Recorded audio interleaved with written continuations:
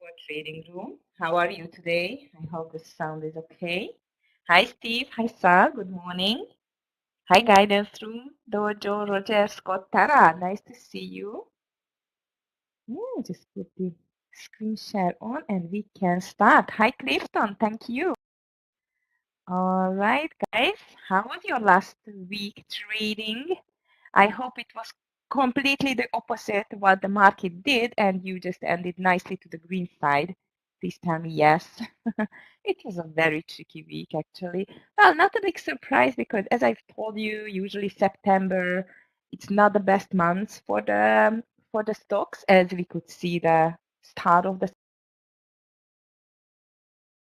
September. And actually seems like that might it continues. Depends everything on the Fed, guys, I would say, and how the market is going to absorb the news, especially this week on the inflation data, CPI, PPI coming, plus next Wednesday, it's the big day for the interest rate cut day as well. So very exciting days are ahead of us traders. Today, not really, I must tell you, because not too many news at all, indeed. And no earnings stock either, only Oracle after the market close. But I must tell you that indeed it's going to be still an interesting day because we have a lot of great movers. So that's a good news. So please, if you can or want to share how was your last week trading, please just share it. Mine, it was very nice and green. Also, I had to skip Friday completely because I just got a call 5 minutes before the start that my little one, she got sick in the kindergarten, so I needed to run and pick her up, but she's okay now. Also, I could not trade on Friday, but it's okay. I had a very nice green first week of September. Hopefully, it's going to be continued. And as far as I've seen, even the guys did great for the whole week. I mean, both DVG and Scott, and even Amir. Hi, Lee. Good morning to you. Hi, Scott. Okay. All right, traders. So if you don't want to share, it's okay. And by the way, you know what? I just would like to show you my absolute favorite trade of last week, which I love the best. And this was the LTR on the fourth, as far as I remember. This was, I think this is one of the trade among the lots of great trades that we took not just last week, but overall, since I am part of the room, which is a lot of time. Wow, I just went back a lot. And why? Because we mentioned, so I really love the VWAP, and at this time on this DLTR, this was such a beautiful VWAP rejection, like 3 times. And as far as I remember, we took it a bit earlier, but as far as I remember, it was Amir's call, and he took it under the 65 something, 65.50 or 30. Actually, based on my strategy, I would have taken it. If I missed this third rejection on the VWAP, like a reversal on the VWAP, and I'm not taking it under 65.70, like after the reversal pattern finished, then definitely the latest entry on this beautiful pattern should have been under 65.30. And if I just zoom out a little bit, you can see how beautiful trade was that with several like really good risk reward ratio, especially if you enter closer to the VWAP, not later, and it was even a much better trade. So my absolute favorite, it was definitely a short on a week, really weak like that, like last week. It was extremely declining on the market, as you can see on the daily of the SPY. So that was my ultimate favorite indeed. Okay, today though seems like everything is bouncing. Yes, Lee, red for you. Ouch. Okay, I guess because of the CRWD, right? That was mean last week. It just, I remember on one day when it just made a completely hectic, ugly, choppy move, and that's it. So maybe, you know what? Maybe we just should put just on the sidelines this CRWD. Let's see how it's going to behave this week. Okay, guys. Thank you for sharing. Okay, traders. So if you just take a look quickly on the SPY, triple Q, and the others, you can see that definitely a double bottom forming on the daily. And I was expecting last week to fill this gap. I mentioned you in the beginning of the week several times. And on Friday, finally we did. Also, bears were quite of enthusiastic on Friday because it was not enough to fill the gap, but even they pushed it back to this 540 level. So amazingly big red candle on the SPY. Today we are starting with a small pullback. Let's see if it is sustainable. What did trigger the big pullback is definitely the fear of the jumbo Fed rate cut, or rather I would say the labor market weakness, which just triggered this sell-off, and might this is going to be still continued. As I see the sentiment, as I see the strength, as I see the, if we just zoom out and we're just watching this perfect double top there, I assume that might we still are going to see a continuation. Although this week, as I mentioned you, today there is no big news at all.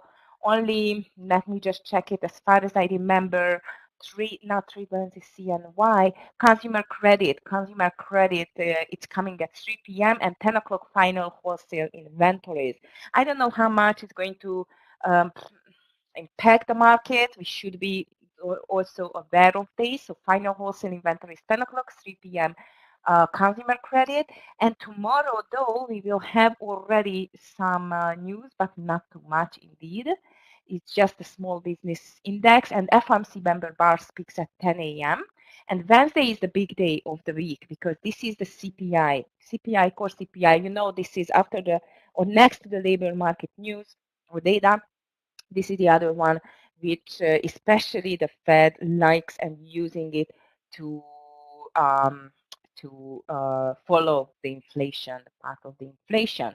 So let's see. By the way, Chinese CPI on Sunday evening is just released, and it was much lower, not much lower, but lower than expected.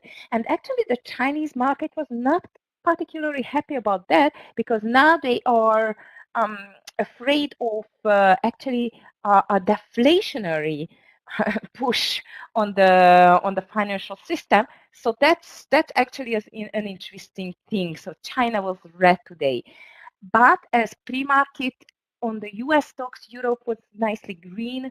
Even the Bitcoin trying to bounce, coin is going to be on my watch list. So quite of a interesting start of the week and hectic. I'm sure it's going to be a hectic half an hour, traders, because after this big red move on the market, the bulls desperate to, let's call it like, to hold this 540 level. But as I've told you, because of the sentiment, because of this really, really strong sell-off, might they won't be very successful in that to hold these lows. We will see that soon. Yes, Lee, CRW treated me dirty. Yeah, I know. Okay, let's just be careful with it this week. Okay, guys. So actually, again, on the technical point of view, I'm waiting still some more red coming here, but without more impact or economic news, might we will see a small consolidation here, that get bounce, who knows? And Wednesday going to decide on this continuation lower, or might we will see another pullback? Who knows? This market is completely unpredictable nowadays, as you know.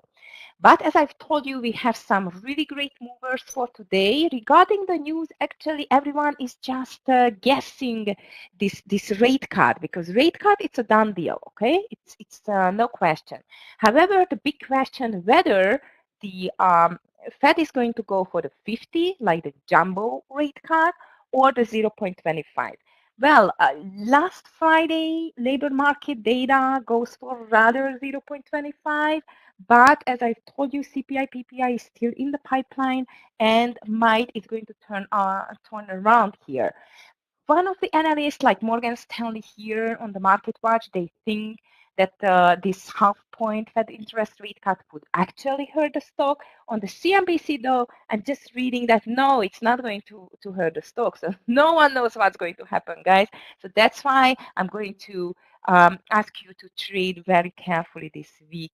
Indeed. Hi, Chris. Good morning to you. Nice to see you here and hope you had a nice weekend. Okay, guys, so actually this is all over the news, what the Fed is thinking, how this cut is going to work out. It's going to be a big one or just a usual one, and so on and so on. But as I've told you, nice news we have on some stocks, starting with Boeing. Boeing surprisingly strong in the pre-market, and I'm just going to tell you why. It just got a deal with union that represents its factory workers, potentially avoiding a very costly strike. So that's why BA is happy, actually, and extended a little bit to the downside. It was not the BA stockholders' favorite year. Let's just clear it. This fact indeed. And now seems like that the BA is jumping higher with 3.67%. That's why it's going to be on my long list. Hi, Jennifer. Good morning to you. Nice to see you. Okay, so on the long list, I have BA for sure because it's this great news. If you have anything on the radar, traders, or any questions, please just let me know in the chat. Next one is Marine Max, which is HZO, jumped 6% after the city upgraded the shares to buy from neutral. The firm highlighted the upside of a lower rate environment and limited downside risk. Oh yeah, traders, actually, this is not a bad idea.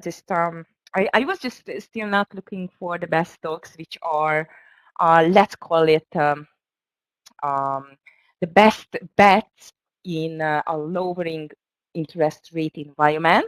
I'm going to do my homework, okay? So for the week, I'm going to, for the end of the week, I'm going to gather the stocks together, which are the best in this environment indeed. One of that is Max, as you can see.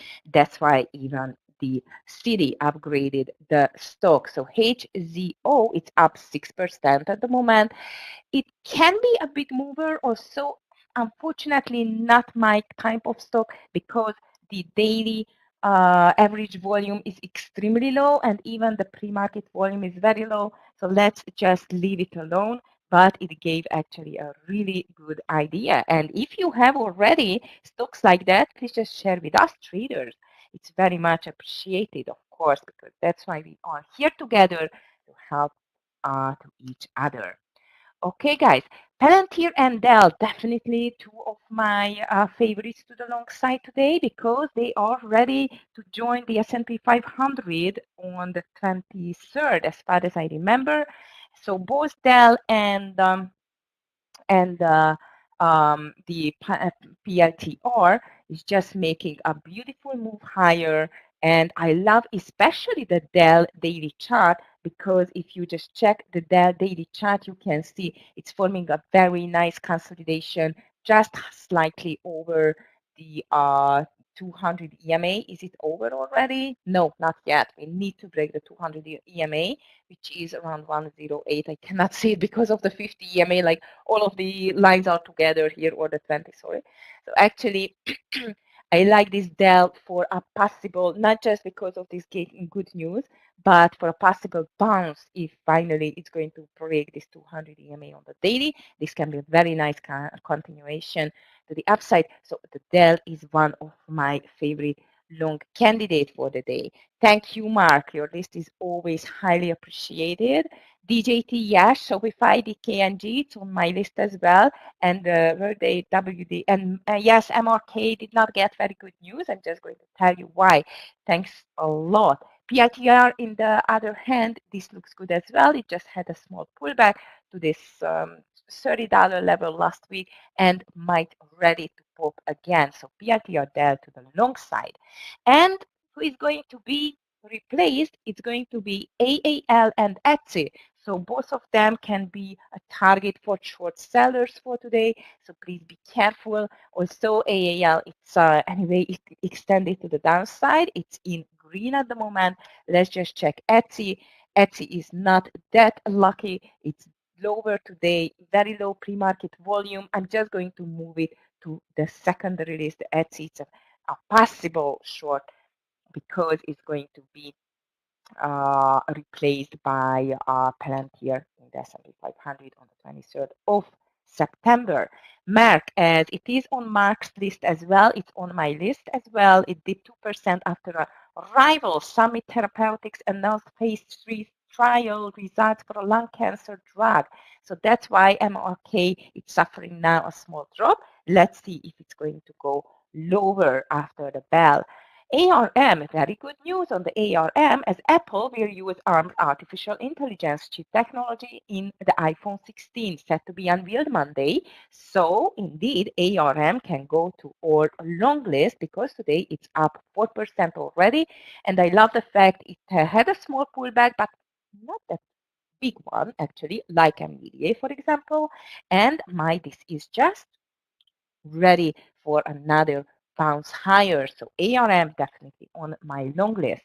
United States Steel looks like it's a buying opportunity after this big drop last week. As you remember, Kamala Harris and Biden doesn't want X to be bought out by the Japanese Nippon, and this just dragged the price down. But according to who told that? JP Morgan, yes, sorry, I could not find. JP Morgan, they told that actually this can be a great buying opportunity for the company stocks because it was an overreaction. And anyway, X is, I mean, United States Steel. It's a great company, and the steel is just in a good situation. Also, I'm not sure because there were some Chinese news, but I'm not going to go into that at the moment. So actually, according to JP Morgan, seems like that X can be a bounce because this can be a great buying opportunity. Let's see if the majority of the traders do think the same. I'm going to put X to my long list. And the last one, it's JetBlue Airways on my list. Gained 2% after the Bank of America upgraded the airline stock. So let's see GBLU. All of the airline stocks are just beaten down nowadays. So definitely they need a small pullback. And seems like that JetBlue is making a really nice pullback actually. So JetBlue can be on my long list.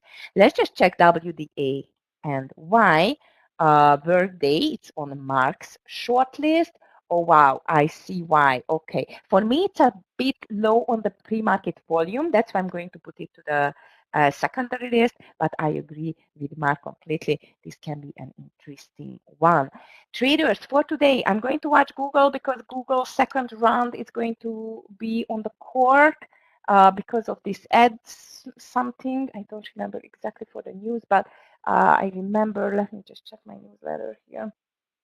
I remember that it can be quite of a deciding day for the Google. Heads back to court for round two today. Google and U.S. Department of Justice are preparing to go head to head in court on Monday, where they will argue over the practices surrounding the buying and selling of online ads. So actually, this doesn't sound very good for the Google. And as you can see, it suffered a lot already during last week. So Google actually is going to be on my secondary list today, okay, to watch it. All right, what else here?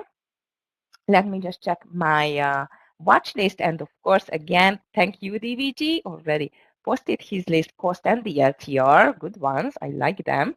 Seth, good morning. Hi, Gareth. Nice to see you. Okay, so if you still have anything on the radar, please just let me know. I'm just checking quickly my gainers and losers list. Also, I see here GME, which is down a lot, 2.6%, and Apple doesn't look good just one day before the big event, which is going to happen tomorrow, guys.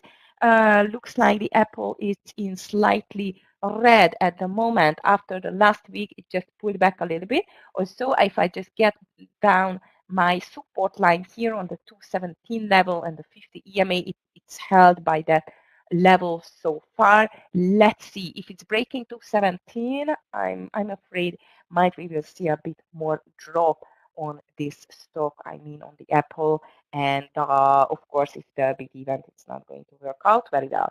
So indeed, I'm going to keep an eye on that as well.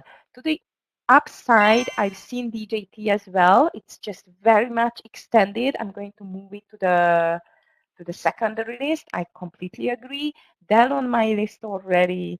BA, of course. Okay. Oh yeah, and coin. Coin can be, if the Bitcoin stays like that, nicely green, might the coin will see a small pullback for today. Not too many to the short side though. I still see JD, which is in 1%. DocuSign, it's 1.3% lower. GHSI, but this is a pump and dump stock. So actually, I don't have too many to the short side, but I assume if the things are going to get nasty for the bulls again, they cannot hold to the green stripe, then we will see a small pullback. And I completely agree with DLTR. And as I've showed you, this was my favorite trade. I'm just going to move it to my short list together with DVG. All right, traders, so here is my list. I'm just going to hand over the room for Scott, and I wish you a beautiful start of this week, a nice morning trading, a green one, and I'm just going to move to the guidance room.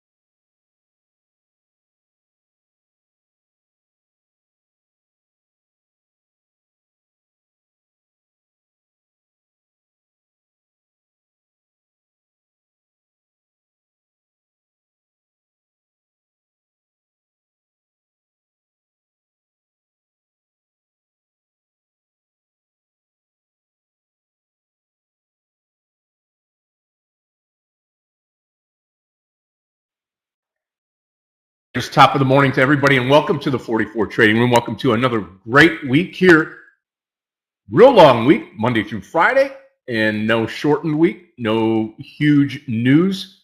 And we've got a wonderful week planned. We do have a presidential debate tomorrow, which should be very interesting here. We've got Apple news throughout the week, and I'm ready to rock and roll today. Hopefully you are too. Coming off of not a great day on Friday, but we've got the market pulling a little higher this morning. We'll have to see how that works. And if it lasts today on a Monday as we open up a brand new week. Excited to be here, excited to be trading. And with the volatility in the market, that brings us opportunity, and opportunity with the right type of trading should give us a profitable day. We'll watch for that and more as we get today started. Thank you for everybody joining us here in the room live, and all of our paying clients here, and also all of you on YouTube this morning.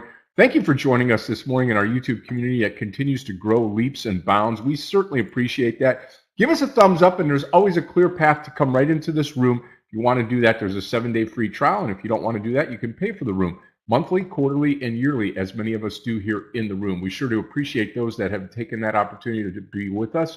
And we look forward to ultimately growing together here in this beautiful room. We certainly appreciate the patronage. Okay, as we get going this morning, watch out, because we've got a market that has got a nice rip to the upside here with the futures higher. And we're trying to rebound from the worst week of the year, which was last week, as this moves lower, as the market moved lower. Now, as we go forward today, what to expect? Well, let's talk about these markets real quickly here, get you off to the races and ready to rock and roll today. Asia, in the overnight session, we saw the Nikkei lose about 176 points. Hong Kong Hang Seng down 247. That's down 1.42%. Shanghai and China down 29. Europe still in session green across the board.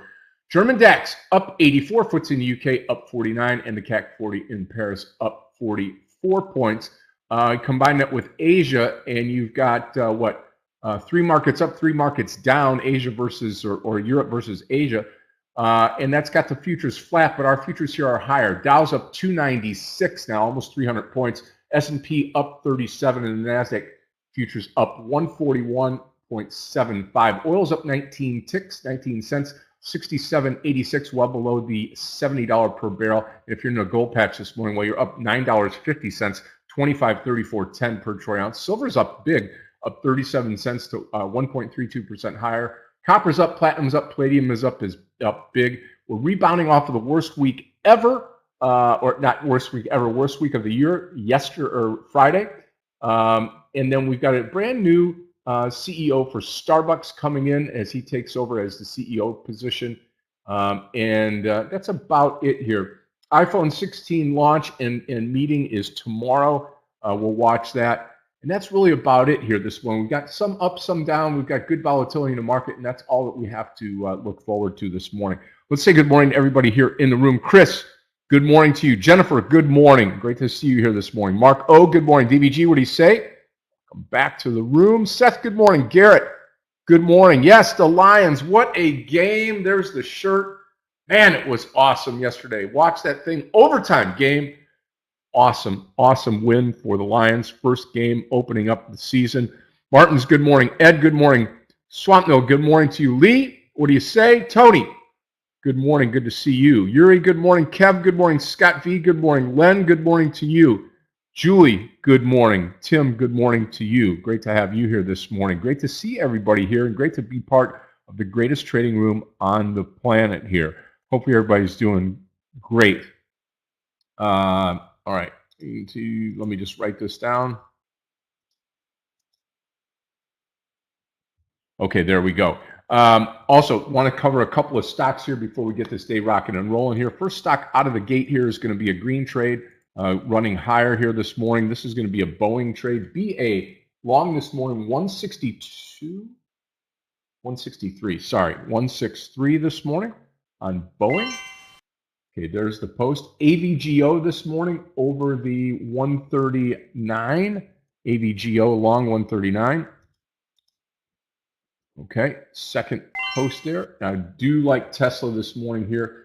216.50 Tesla long, TSLA long, 216.50. And last but not least, there's the post right there. Last but not least, another long here. And that is going to be with NVDA 104, 105 here. We'll go. Probably could get in earlier though. Let's go NVDA long 105. Yeah, there we go. Okay, we'll see. Maybe it'll pull back this morning. It'll be ripping and ready to rock and roll. The only short that I really have is Merck this morning, MRK. It's got very low volume. We'll watch that. I'm also watching PLTR, which is stuck at the top right now. Looks good. ARM, HZO, and Google this morning. So awesome. Yes, for sure. Julie, good morning to you. Len, good morning. Ian, good morning. Marco, what do you say? All right, we are ready to rock and roll. Scott, good morning. How you doing? Can you hear me? I'm doing great, buddy. How are you this morning? You know, Friday was a little bit of a kick in the teeth, but good to be back. Had a good weekend, kind of relaxed, was able to enjoy the beautiful weather we're having right now. So, you know, all good. We do, I know you said the Apple event is tomorrow. It's actually today at 1 o'clock. So we should see that announcement. Oh, it is. Okay, good. So I'll be keeping an eye on Apple today. Time, right? Yep, correct. All the times posted are Eastern. Also, going to be keeping an eye on the consumer side a bit. So I'm looking at Costco, and even Walmart, and then banks. Right? If banks stay, elevated, great. I think SPY has a chance of holding here. Interestingly enough, we've talked about these levels for those of you who've been following, charts and levels, etc. But we talked about 45231 on the Qs, and as it happens, we're holding that level right now, right before the open, and then also keeping an eye on the SPY at 544, actually 544.12 to be specific. That's kind of what I'm keeping an eye on for. Do we continue to break down at those levels, or do we actually find some support at these levels? Dell obviously joining the S&P. Same with Palantir. So overall, some decent news over the weekend. Let's just see how markets react. Of course, NVIDIA now taking off here first thing in the morning. Mm-hmm. Yeah, so interesting will be here today if we hold these levels, DVG. So if we're going to gap up this morning, if we hold, it should be good. Definitely. Tesla pulling back a bit here.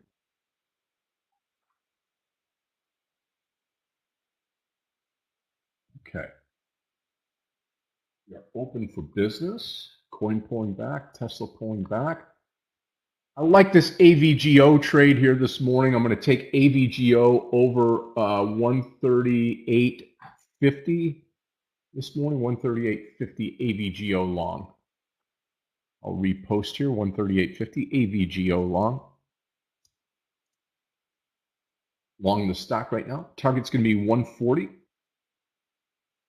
I did not get a great fill here. We'll see if we may not need it here. Watch the 140. 140 AVGO target.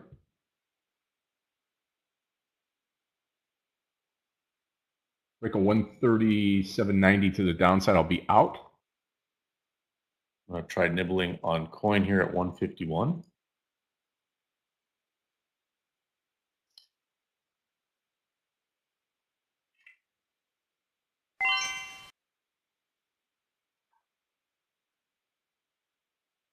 Okay, come on, AVGO. You can do this. I missed NVIDIA. Too bad. That was the stock that kind of beat me up over on Friday. Thought we were going to get a big strong push and we didn't. So watching Dell here, if we can get over this 200 EMA, which looks about 107.50. Might be a little late to the party, but if we see a push, I think Dell takes off. So 107.50 Dell. Again, target 140 on AVGO. Target 140 AVGO. Oh, Tesla, what are you doing? What are you doing, Tesla?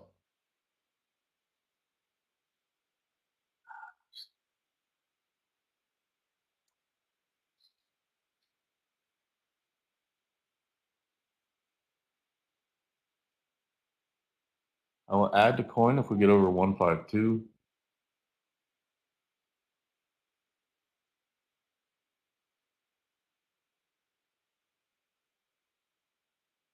Okay, went ahead and added here on coin. Let's see if we can get a takeoff.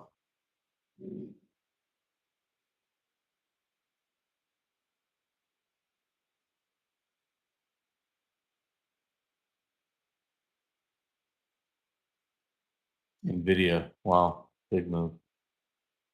Yep. Went off without us, DVG, and that's okay. No real entry here. Coin looking great. Getting my position on Dell ready. Keeping an eye on JPM as well. It's rejecting right now at 200.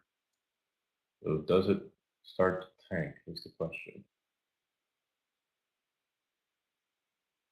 Okay, Dell getting ready.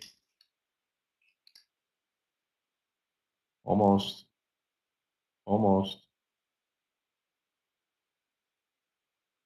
It's scoop now.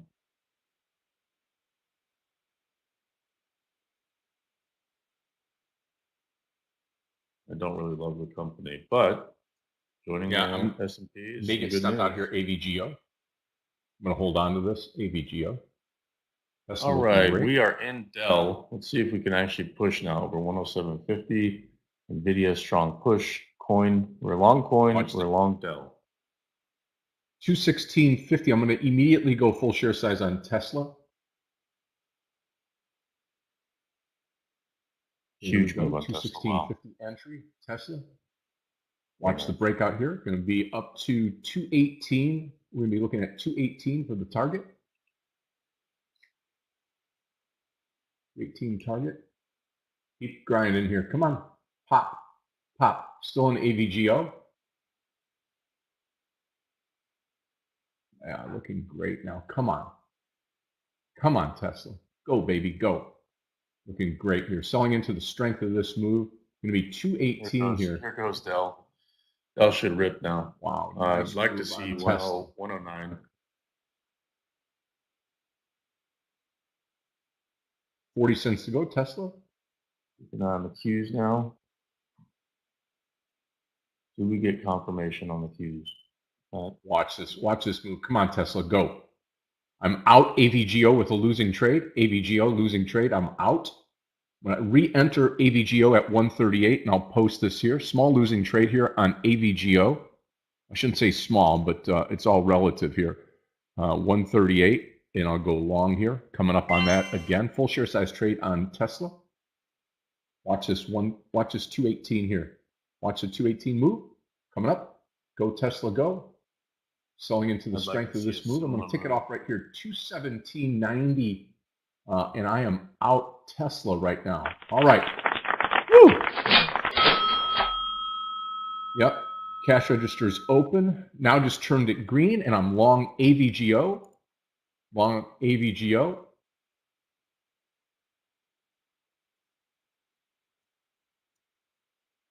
Again, target 139 on AVGO.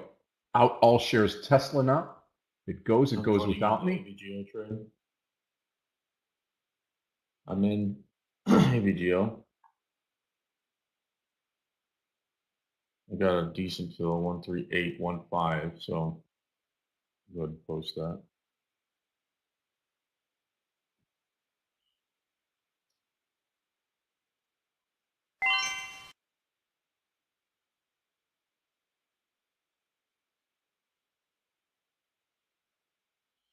Well, Dell's not playing nice.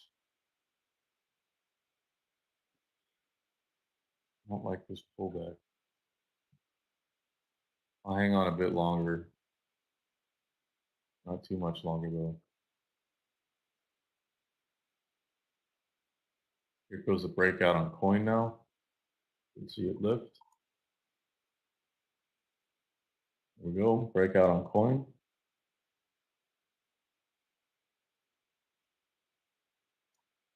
Very nice on coin.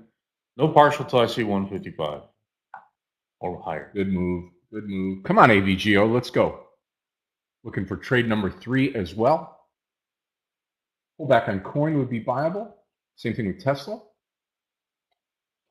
I need to see Dell break out like right now. I'd like to see, yeah, probably 111. I'll wait till I see at least 110. 108.88 is a level, but there's a channel just in between 108.88 and 111.50. So I'll see if we can get anywhere in between that. For partial, we'll need to see some strength though. So yeah, a little bit worried here on coin. Need to see coin push the way Tesla and Nvidia have this morning. Watching JPM now. What does it do here? JPM is my canary in the coal mine today. If I see JPM move lower, I'll start shorting positions. Watching Apple here on the pullback.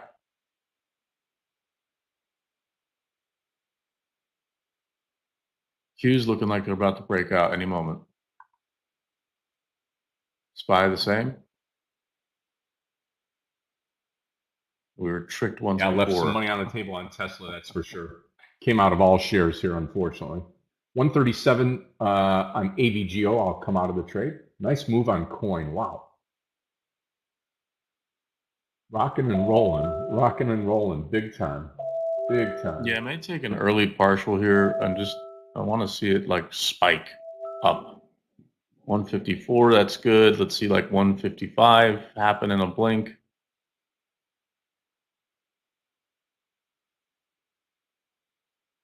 All right, just to play it safe here, I'm going to trim up on coin, take a small partial. 3 points, why not?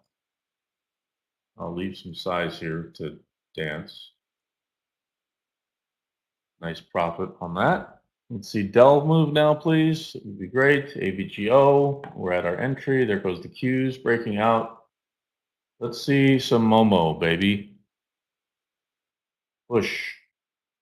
Watching Apple though, tank. No good. JPM having trouble at 215.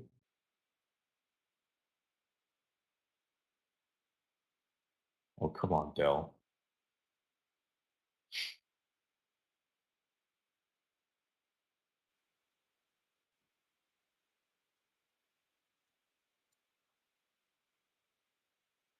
Here goes AVGO. Nope. Nope. Nope. Nope. Come on. That's not I good. need it. I Need dumped that AVGO. position. 137 is my stop on it. Don't like that move. Don't like that move. Big move now on the Qs and the SPY. Watching Apple here.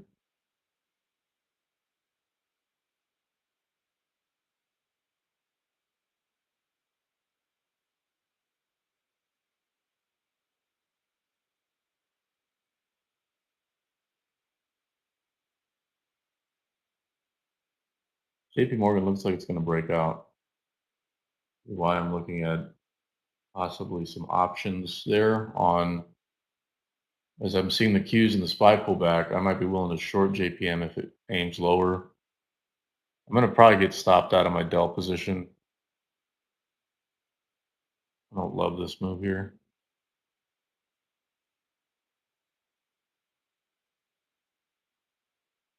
I'll be patient. Come on. AVGO, here it goes. Back at my entry. It needs to pop now. Or I'm putting Watch trim that up. VWAP. I'm going to add to the AVGO trade over the VWAP line here. You can see it on my chart. Just right there. Oh, look at there Yeah, goes orange Tesla. line. Well, Yep. I think bulls are going to try to fight back today. Look at this. Yep. SPY We'll see it SPY happen. We'll see if it can hang 44.12. on. Oh yeah. Oh yeah. Come on, baby. Here comes the Qs. JPM struggling. Coin still moving nicely. That's good. Dell, though, very disappointing. I can say I'm surprised.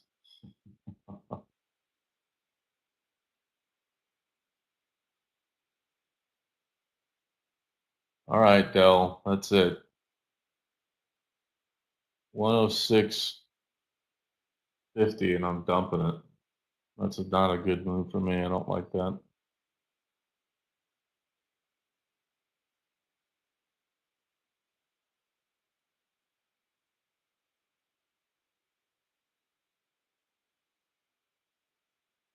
Here goes AVGO now. Let's see. Over the view up.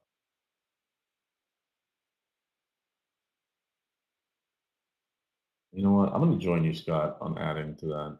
Let's see if we can get a pop. Yeah, absolutely. I'm going to be adding over that orange line here. Going to go full share size on the trade. Shares. And if it fails downward, I'll get out of it immediately.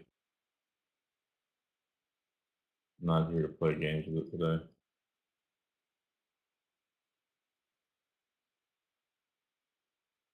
Okay, added the AVGO trade.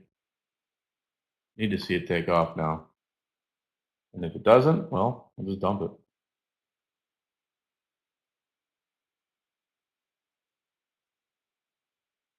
Come on, Dell, what are you doing? What are you doing?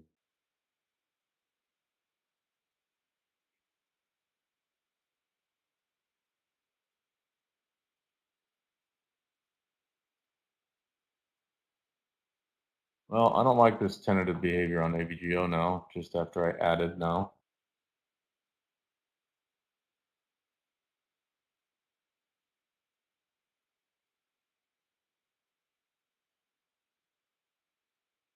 I got in trouble on Friday with sizing. Entries and exits were okay on Friday. It was sizing that got me in trouble. So I did my review over the weekend. Qs are pushing higher. We should see a move in these tech names. Apple, though, is dumping ahead of this event. Kind of interesting. Just getting out of the way, I guess, in case the news isn't great.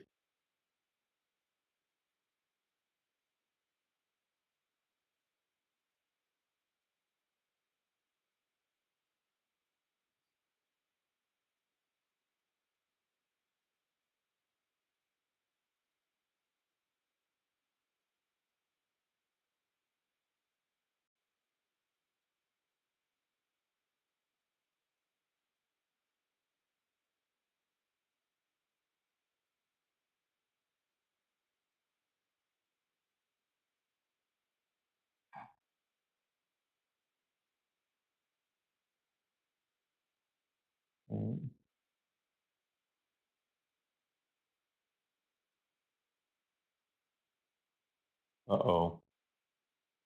Watching JP Morgan right now.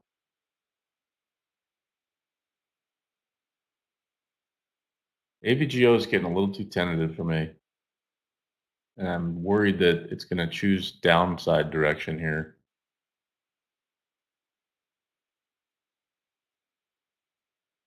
And we're long the position, so we'll see. We'll be patient. Dell, I'm barely hanging on to right now. I mean, this is really a disappointing open after getting their good news.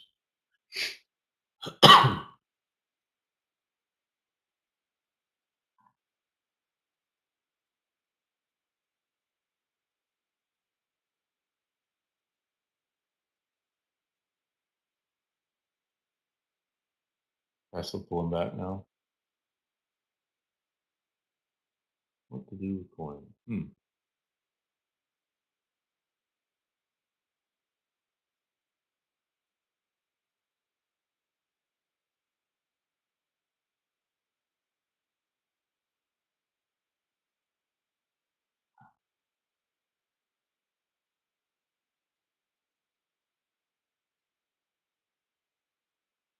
Come on, AVGO, let's go. Come on, Dell, let's go.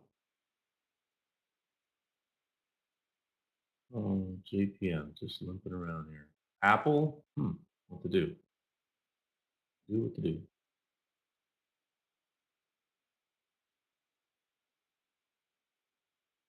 Is this the run up here coming? Let's see, 218.75. I'll be in. Apple, 218.75. Oops.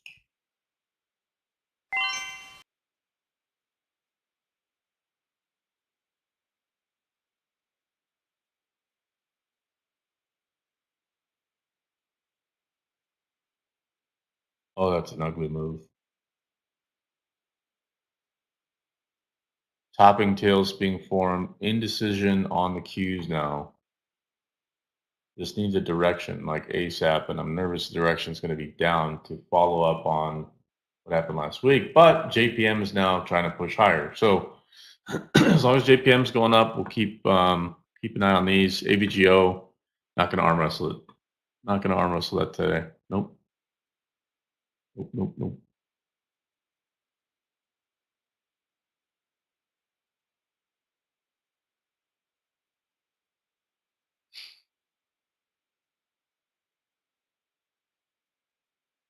Okay, out of AVGO, dumping that.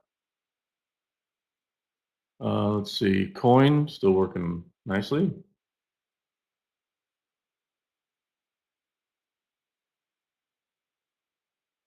And Dell, about to dump that too.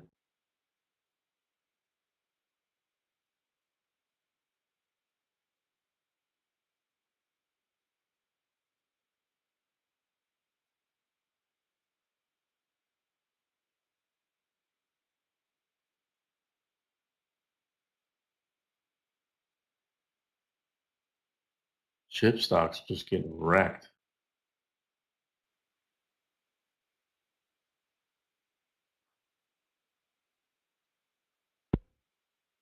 Still holding on to the AVGO trade here. This pullback, I'm going to get into Tesla one more time here over the 216.5 and then add right over the VWAP. So I'll post this here. Tesla one more time. TSLA long 216.50. We'll go long Tesla here. Small share size to start. Then I'm going to add, if we have the direction right, should be a pretty easy trade. Let's go 216 now. Tesla long 216. Okay. The initial spike now, a pullback. See, we're going to hold on to AVGO here. Right at 127 was my stop, so we'll give it a little bit of space here. 217 target. Actually, we're going to add right here at the VWAP line. Let me get you a number here so we're all on the same page. 216.72. Goes 155 on coin. So I take a little bit here. Still leave some size though. Truly, if I just went full size, my entire portfolio on coin would be doing okay today.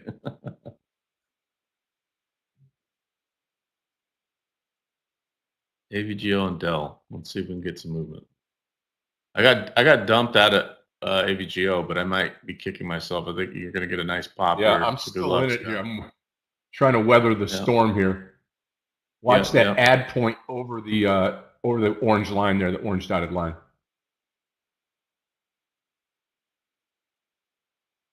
Tesla looks interesting here. I'll get in 216.80. I'll try it. Yeah, full share size now. Traders target's going to be over 217, just a little bit over 217. I'm going to try just a nibble. I'm not going to buy a big position here. We can get back up there. Go AVGO, go.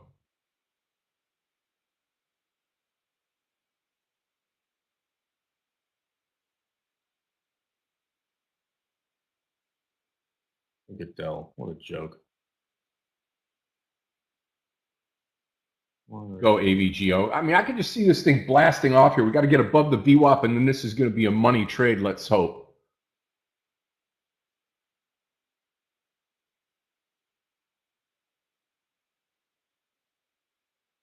Okay, Tesla. You're going to do it. Now would be the time.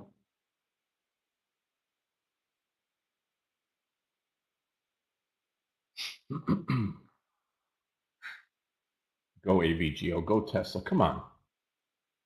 Coin now. Mess around with 156. Just inching higher. Yeah, coin off to the races, right?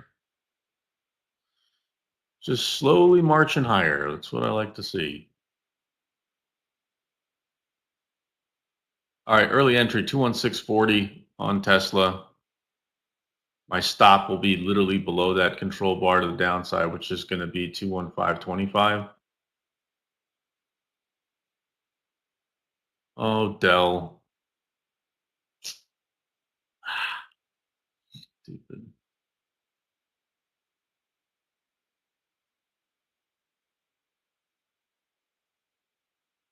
I'm like barely hanging on to Dell right now. Barely.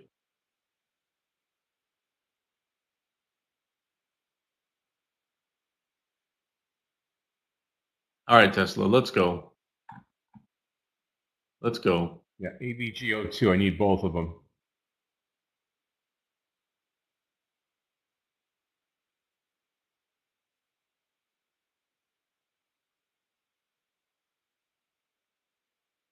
Hit a real nice spike on AVGO and then just got slammed.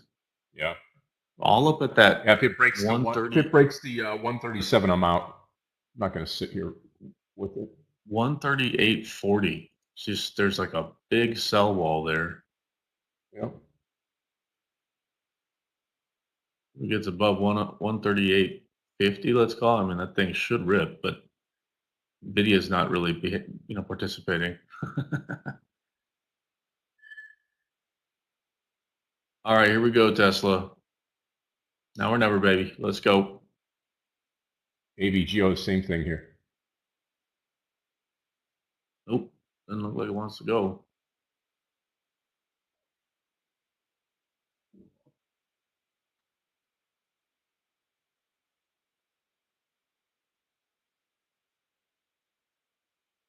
And as long as JPM is moving higher, I'm like trying to be a little bit more patient in these long positions, namely Dell.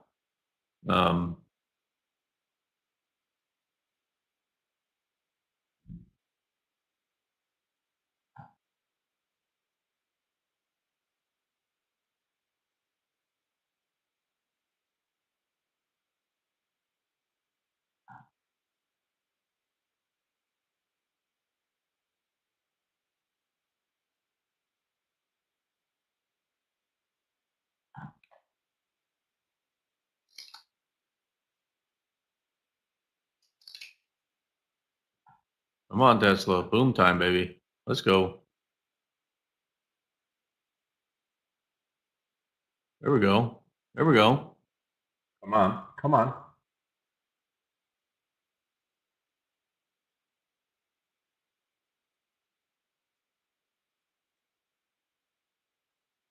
Keeping an eye on Amazon now. Also Google.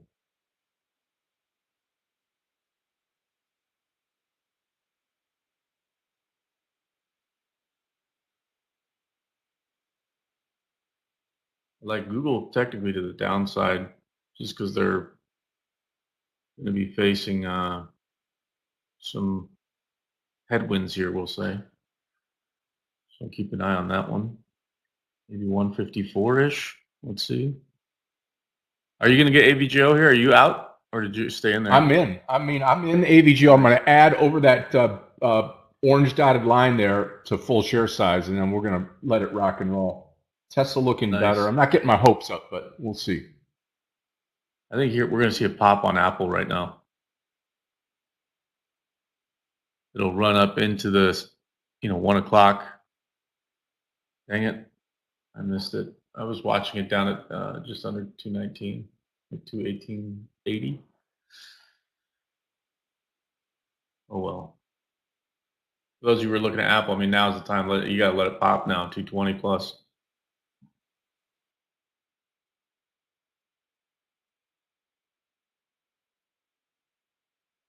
Go AVGO. Look at the, AVGO, the problem right now is, if I was really concentrating on it, I probably would have not come in because of the volume. Volume is real low right now, and Tesla just cranking. So loving Tesla right now. This 216 entry, I'm going to come out here 3/4 of the trade at the 217.54. I am out of the trade. Another winning trade here on Tesla. Nice move to the upside here.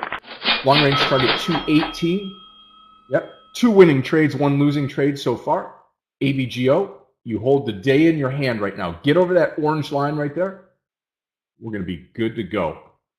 I love it. I love it. I love it. Yeah, Tesla, good move for me as well. I added over the this 216.90. It wasn't a full share size add, but a nice move no less. AVGO looks like you're getting over that 138.50. Needs to go try that again. You should get a pop over that. See a breakout there, Scott. Good luck. Tesla moving. I'm gonna wait till I see 219, like high of day. The first partial. Tesla. Dell is absolutely a dud.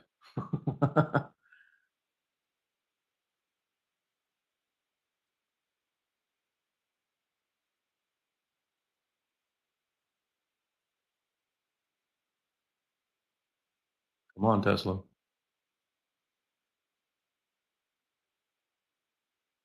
There goes AVGO. Very nice. Very nice.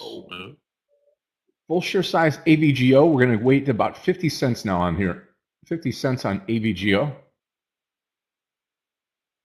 Huge. Huge move. Wow, that's a big move, DVG. Real nice. Really super nice here. Coming up here on a partial for Tesla.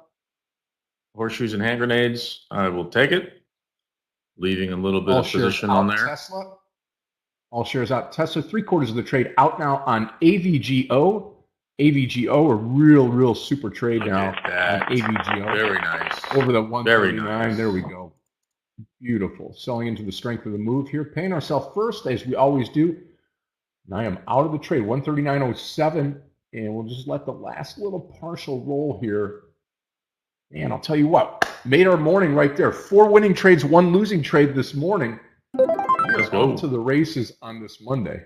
Super excited. That's awesome. Nailed that Tesla trade a couple of times. AVGO twice with 1 loser. What about poor NVIDIA? No attention on NVIDIA this morning. Qs are about to break out now. 8 minutes. Yeah. Right now, right? 10 o'clock. Wholesale trade. See if that makes the market go. My trade of the day today. Coin. Yep. That just keeps printing, baby. Trade.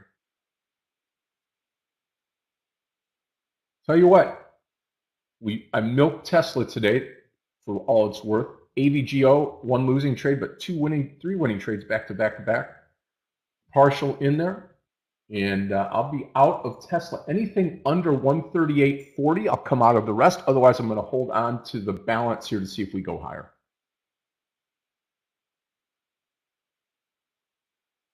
I gotta love the way that the stock reacted here this morning. Nice pullback, got it on the downward move. Took it higher, and away we go.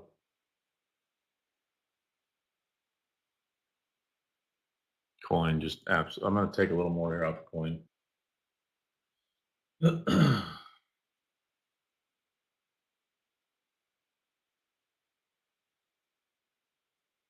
I'm happy for you on AVGO. We got it on Tesla. Dell at this point, I might just, next, if I see a 107 anything, I might just trim up because I don't like the exposure I have on this right now.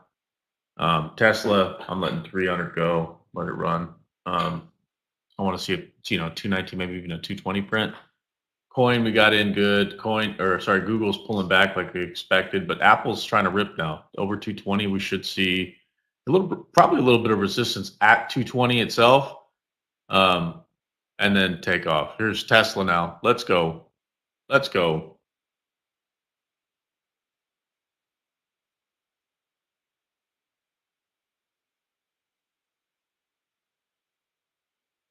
$218.83 was a previous resistance level on Tesla.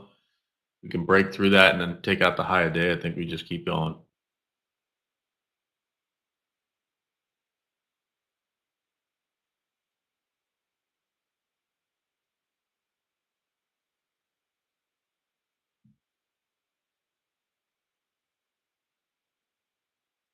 Very nice. AVGO. Come on, AVGO, go. Look at Tesla on the breakout here too. Sweet. Yep. Well, as we say, traders, we've been talking about it for a long time. Our focus right now with DVG, myself, Aggie, and the rest of the team is this morning session, how we put this thing together. We do the homework in the morning. We come out to you with some of the choice stocks that we've watched here, that we look at each and every morning, kind of dial that in, get the right stocks. I believe that we are on the right stocks almost every day that we trade, and then it's just a matter of trading them for profit. So we do that. We take this morning session very seriously. As you know, what we've been doing is we've been having the morning session conclude around 11:30 with a nice little recap. And then I've been came back a couple of days last week at 3 o'clock, but it's not typically what we're doing. We're just kind of trading this morning session, compacting everything here so we can live that trader's lifestyle. We've got mentoring this week on Wednesday with Amir. And looking forward to that. And I'm looking forward to AVGO continuing to go here. Maybe taking out that 140 today. We'll see that and more, hopefully. So, did anybody take Apple?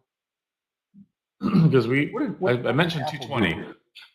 We're literally at 220. I mentioned we'll probably see some resistance right at 220. That's exactly what we're seeing. I think I got 220.02, right? A little bit of resistance. You see that thing break out, you can expect 220.63, then the close, and then off it goes to 225 maybe, right? 222, 223. As long JPM is my canary today. I'm just keeping an eye on JPM almost as if it's an indicator similar to Qs and SPY. If I see JPM continue to move higher, I'm going to keep holding some of these long positions. As soon as I see it turn down to the downside, I'm out. Easy indicator here, DVG, for those that are trying to learn. Why don't you talk about just a little bit about what that, it's a loaded question, what that triple Q or the SPY does for you as far as, reacting or getting into these stocks or actually adding to some of the trades that you may have? Yeah, so we all know like SPY and Qs. So I the way I try to separate it more easily, obviously the Qs have more than 7 stocks in it, but the Qs for me represent the Mag 7. So your Magnificent 7, NVIDIA, etc. Right? So that's kind of like between the top 10 positions in the QQQ are representative of 50% of the overall index. So a huge weight on those top 10 names, right? The SPY is the other 493 companies. That's kind of how I look at it.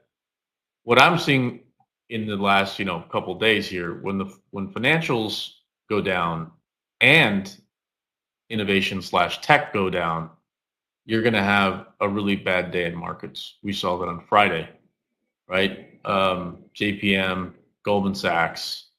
I'd say the kind of 2 big banks that I keep an eye on. I don't really focus on regionals necessarily until we get those rate cuts. That might change things. But for me, the reason I'm looking at JPM is JPM's showing some strength today. I mean, it's not Obviously, it got sold into Friday. But seeing it recover the way it is right now is pretty strong. It's showing that people understand, like, hey, we need financials, we need a strong bank, essentially, or strong financials to support our economy. If we see JPM turn to the downside, naturally you'll start to see everything else turn to the downside too. Now, granted, that's not typical. That just financials always have to lead from that perspective. It's usually one or the other, right? You really want innovation or tech to lead, typically to have bullish markets, just because that's, let's say, empirical data, or looking at data historically. That's kind of what's led the charge. Sometimes you'll have oil lead during a crisis, but it's usually short-lived. So again, financials just being a super important or priority, keeping that front of mind. Hope that answers your question, Scott. Yeah, no doubt. Yep. And I would say the same thing. I mean, you've got to have something to hang your hat on when you're looking at these stocks, and have a reason why you're going to be adding to the trade. Not only is it, and individual stocks can move individually, right? So we see it all the time with Tesla. The market might be down, Tesla's up and screaming, but typically the stock will follow the market. And when you have that triple Q, chart right next to all of your trades, it makes things so much easier to gauge, when to step on the accelerator and when to come off of it and start taking profits, right? And you can see a lot of the stocks like Tesla will react with the triple Qs. That's a big part of it, right? And as it pulls down and you watch this and you see this start to turn, the triple Qs, the overall index, that's when you jump on board on Tesla or possibly add to the trade. So just some ideas from what I look at all the time. Check out Google. I talked about shorting it at 154. I didn't take that trade, but now it's down at 152.80. I think Google has a long way to fall too. So like if we break a 150, I mean, you're into the 140s in no time, like 147 maybe. Does that happen today? I don't know, because Qs are going to probably need Google to at least hold its weight to move higher. But yeah, having legal problems with the United States government is never is ill-advised. So I think Google as a company long term is absolutely, it's not going anywhere. But I mean, that's a big problem, right? Here goes Broadcom. Look at that, AVGO. Trying to make a push. Tesla, a little bit of a pullback here. We still have some size there. So let's see if we can actually get a stronger push. Go AVGO, go. NVIDIA just kind of tentative today. Nice move at the open and then just soliding. These types of moves concern me, like, because now you're just chopping around, and directionally SPY is higher, right? But every time it starts pushing a new high, it just gets some rejection. All right, Dell's up at this 107 level. I think I'm going to just trim my position. I don't know if I'm going to get a breakout. Watch, my luck is it'll just start to rip when I start trimming up here. But anything in the 107X, we'll call it, I'll trim my position. So I'll still keep some size. I just don't like the amount of exposure I have on this position at the moment.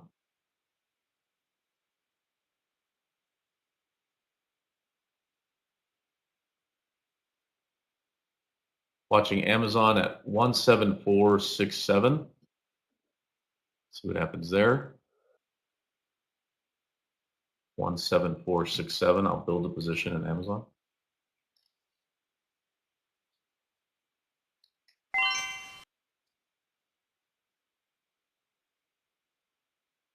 Q's looking good now. JPM moving higher. Let's go. Let's go. Let's go. Rule number one, pay yourself. I'm actually going to take a little bit more on coin, folks. So I will leave. Here's the thing. 100 shares. Here's the thing about paying yourself first. I mean, we talk about it. We've talked about it before several times, but you've got to understand. Even if you take your partial or take your out too early, and you quote unquote pay yourself first, you're not going to be going out of business by paying yourself first. That's the key. Then you start to dial in and say, hey, when can I start making bigger money? Well, it's if you hold on to the trade a little bit longer, or you partial it out. You sell a little bit now, and you wait till later to sell the rest of it, to continue that move higher or lower, depending if you're long or short. But at least pay yourself first. At least do what's right here and get yourself paid. Get money in the bank, because you know what? Mentally, it's the way to go, right? Mentally, you have a win. Mentally, you have money in the bank. Mentally, you have taking money out of the market, and that's important from a psychological standpoint of trading. Yes, sir. I agree 100%. By the way, we just got filled on Amazon. Anything over 175, I'm going to add. I like this move. Very big, bullish engulf. We just added to Amazon here. Bullish engulfing. There's a breakout coming any moment. Qs are breaking out. SPY is breaking out. JPM's pushing higher. Let's see if we can get Amazon to follow through. I'd like to see a 177 print. I don't know if we're going to get it, but that would be ideal and get nice 2.5 points. If we don't, that's okay. So as soon as I saw a 157 handle on coin, I paid myself. So we got 100 left there. That's, we're free rolling now on that. I did trim up on Dell just because I didn't like that move. 106 got up to like 107.30 and rejected, and now it's back at 106.89. Like, that just sucks. So I may just get out of that entire position.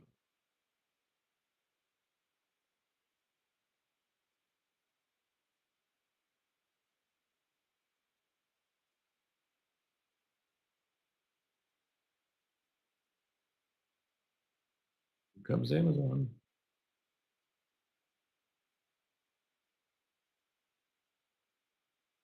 I'll tell you what, if I get a 176 print even on Amazon, I'll take it.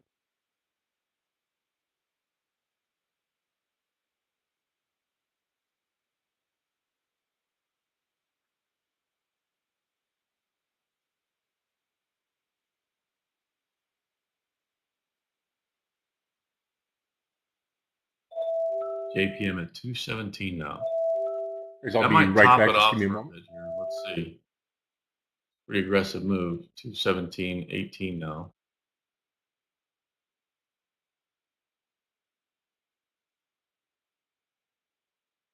Well, don't get shy now, Amazon. Come on.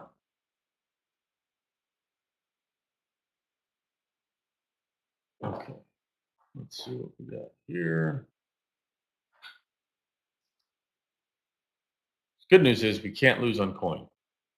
We got those 100 shares out there,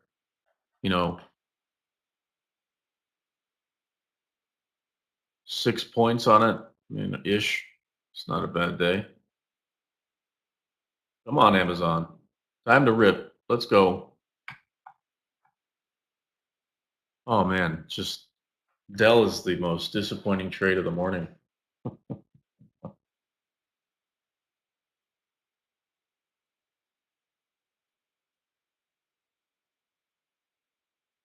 Kev, you asked a question about divvies or dividend stocks, coupons.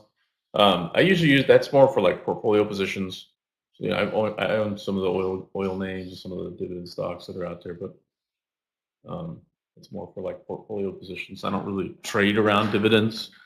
Dividends is really intended for longer term shareholders. Hope that answers your question.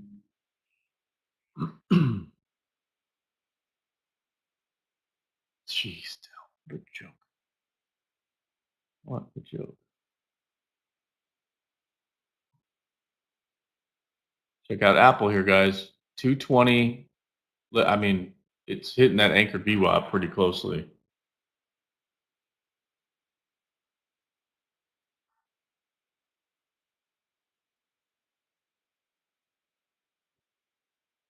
So here's my concern about Dell, guys. I trim up my position, right? Just because I didn't like the move. And now it's going to rip probably to like 109.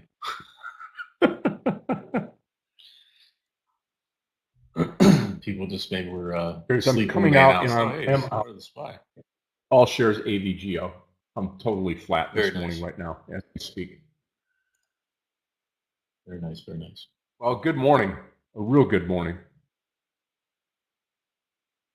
Yeah, not too bad for myself as well. I mean, I had a pretty, pretty decent red day on Friday, which, it happens. Yep. For me, it was sizing. I went into a position, didn't add, but man, I started off pretty big in size, so that kind of caught me off See how everybody guard. else is doing today. I am green. I mean, not super green, but green and green enough. Almost super green, right?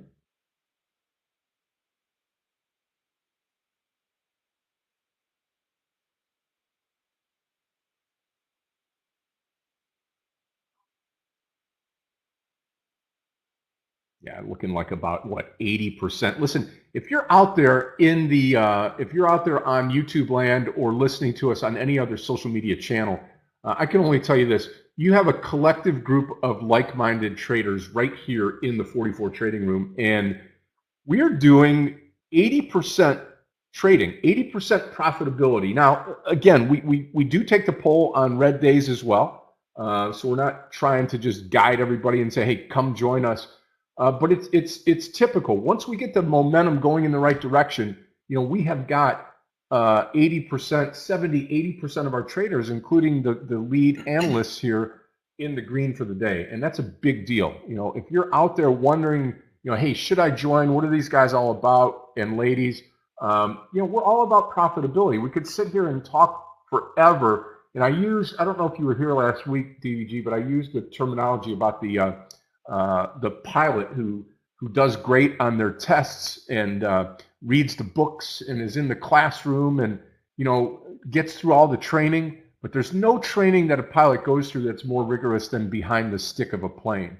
And there's no more training that's more rigorous and more real than when you got the charts up and you're pushing the button right in front of you. So, you can read and train all you want, but it's right here where the rubber meets the road. And we're real proud of the job that we do each and every day. So, again, great to have everybody here plugged in. Obviously, awesome with DVG being here this past few months, and we're going to continue to grow this channel. But we can't do it without you, and we appreciate what you do every day. Appreciate you posting your trades here in the room, and we're just very thankful. So, again, about a 73% day. We'll stop the poll. We'll close it up. We'll get back to trading. Watch the pull back here on the Qs, y'all. Tesla moving higher. That's good. Good exit on AVGO, Scott. Now it's pulling back here. Yeah, absolutely. It starts to cup a little bit at the top, and it's like, why would I give my money back, right? I've already made the investment in the trade, but I'm going to stick. Watch the Qs now. That's a pretty strong pullback there.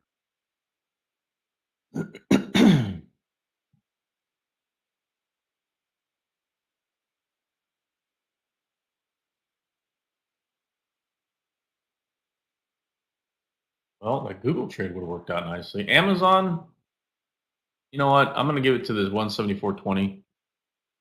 Get stopped.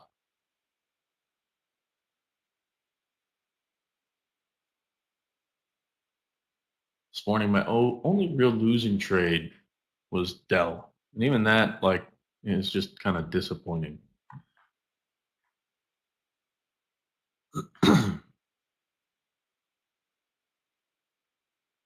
Amazon could be my second. We'll see. Hopefully not. But this move in the Qs does not give me the warm and fuzzies. Google at the low ways. Meta looks like it's trying to break below this VWAP here. So this could be a down leg. I talked about JPM at 217, maybe being a peak for the morning session. We'll see.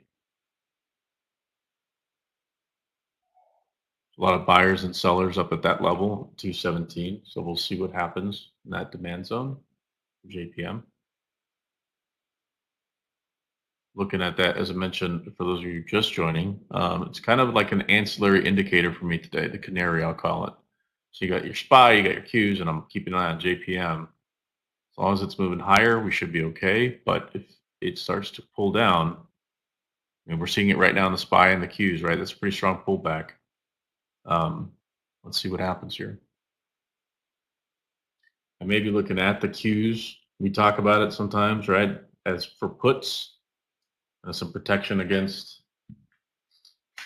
my position here. Under, if it breaks that 45231 level, then we probably have a lot of downside left. Let's see what those cost here.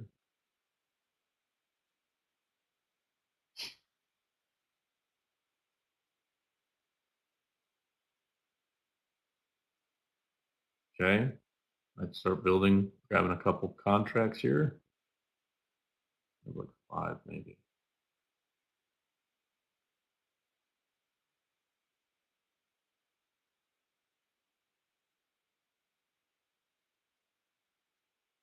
Okay.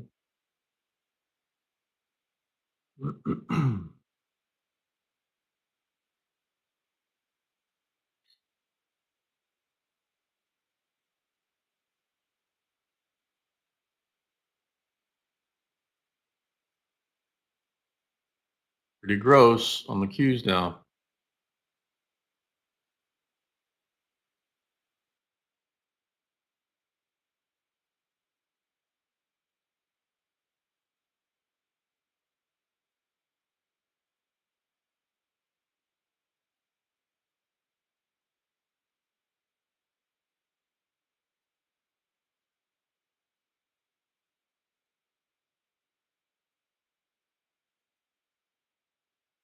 Yeah, I'm flat right now. I do not have a trade on, right? I mean, NVDA could be a possible trade over the VWAP. It's pretty easy setup. Same thing with AVGO.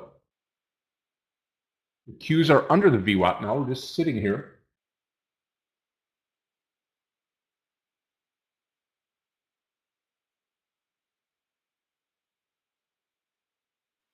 Okay, I'm going to short JPM here, 21640.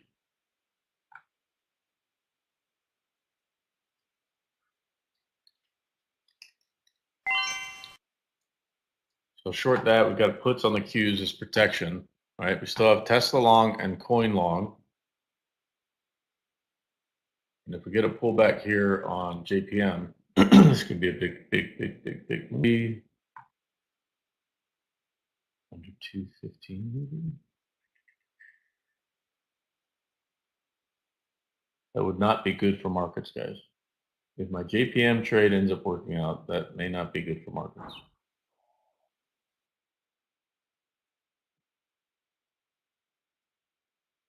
It's kind of like a short-term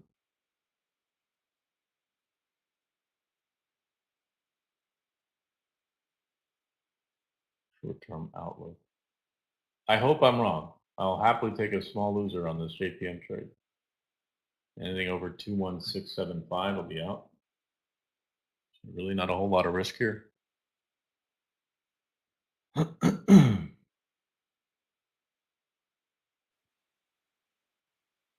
215.70 is my first target on JPM. Watch the break here in the SPY and the Qs, guys. It's bad.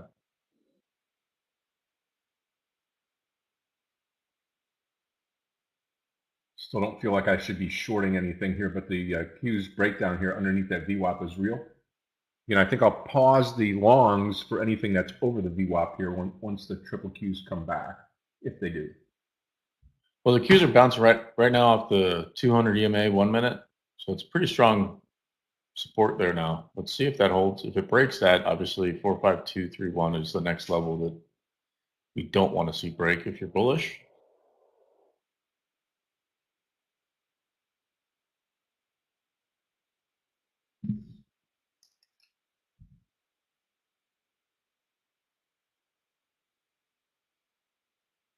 So for anybody who took the Dell trade with me this morning, I apologize in advance because that thing was just a dud. Oh man, brutal.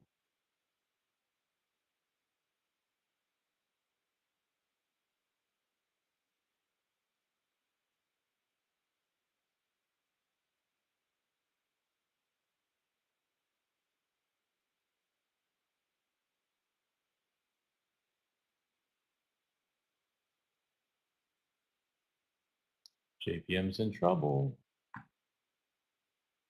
The 55 is just under 216. So if we find support there, I will probably, take a partial and call that a win on JPM.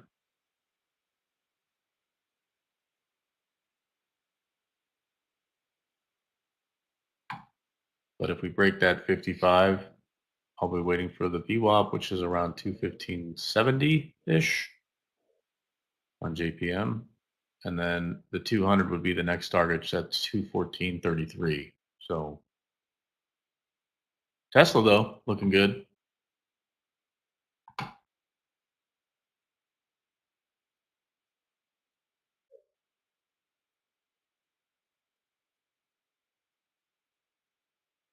Okay, getting ready to take a partial possibly here on JPM. Watch Tesla on the upside breakout here. Yep.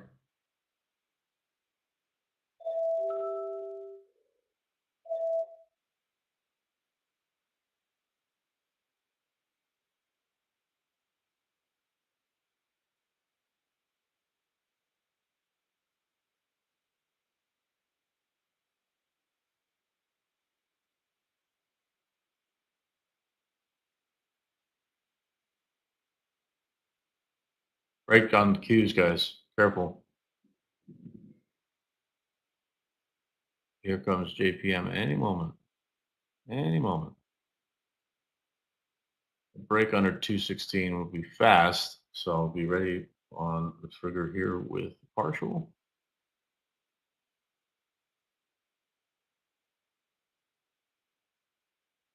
Video pulling back now as well.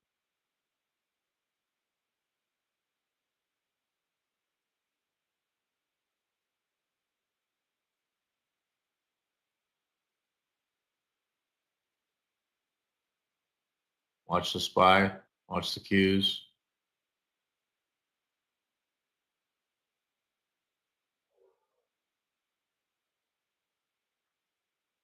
You do not want to see 45231 break on the Qs, guys.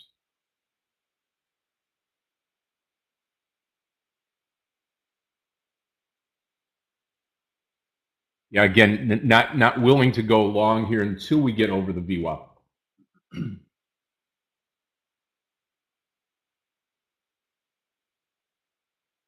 Okay, might get stopped here on JPM, which is fine.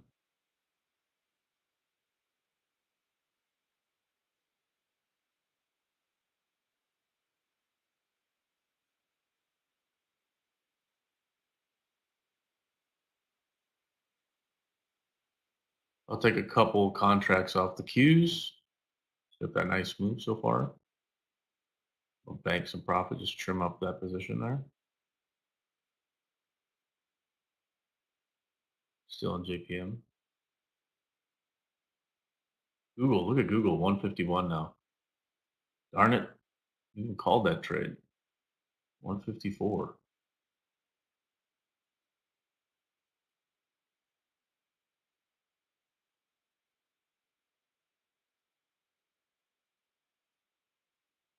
Okay, I'm getting a little concerned about the SPY right now. More so than the Qs. SPY is getting kind of heavy. We got consumer inflation expectation at 11.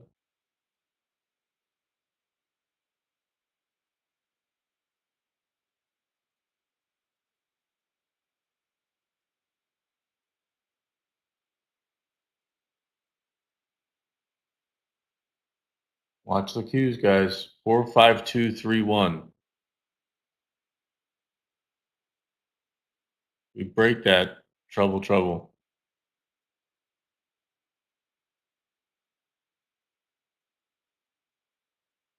Okay. I'm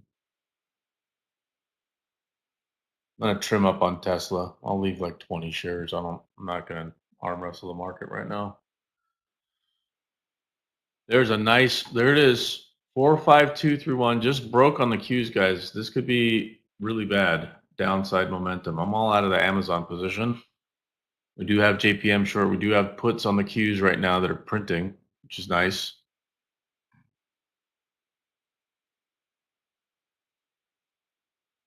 I'm going to take a partial here on JPM.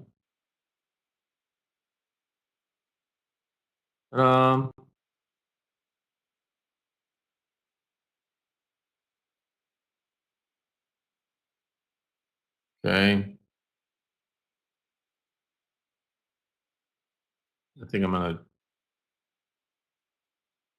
I'll give maybe, I don't have much left on this coin position anyway, so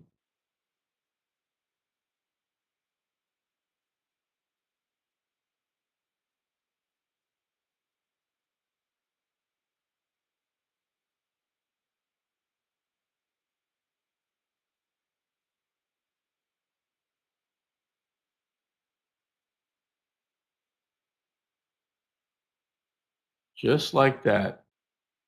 Unbelievable.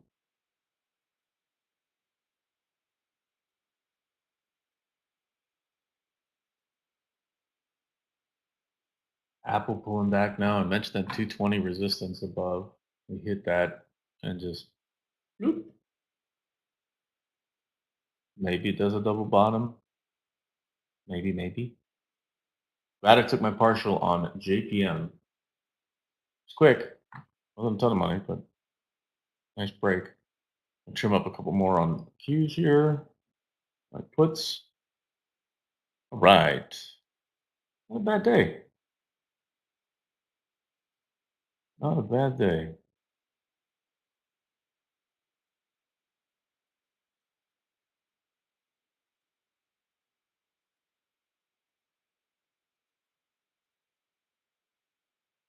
So tempted to short Dell. It was so sluggish today.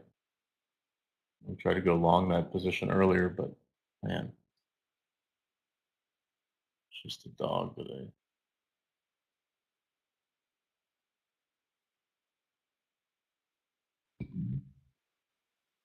I was just going to say, I don't know if it's a short market, but boy, I'll tell you what, it'll be interesting to see right here that 450, 451.50, 451.30. I almost feel like I want to take the Qs right here. I think I'm going to do it 452.50. If we bounce back up, I'm going to go long the triple Qs here. So it'll be QQQ trade. Done this plenty of times before, those of you that have been with us for a while. I'm going to go 452. Okay. 544.12 key level on the SPY. We just broke that too. I don't know if it's going to be permanent. Maybe it's just a little bit of, push below. The 544.12, I don't know. Give it out as much as you want, maybe 20 cents either direction. But we should see some resistance here. But the last time we did that on Friday, we just broke through this thing like, hot knife through butter. So I don't know, who knows, right? I'm going to go ahead and take a couple more of my, puts here on the Qs off for a nice gain there.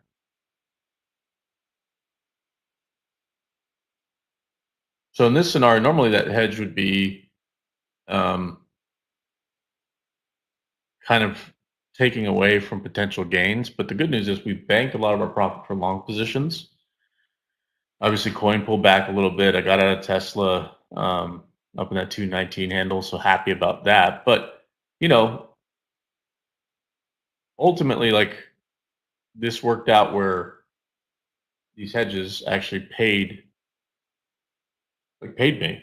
So the puts on the Qs paid me, short on JPM paid me. And oftentimes a hedge kind of goes against a little bit, right? Where it's like you're losing on one side but making on the other side. I just thought maybe we would see a minor pullback here. Again, 544.12 looking like it's being supported on the SPY. There was a lot of eyes on that level.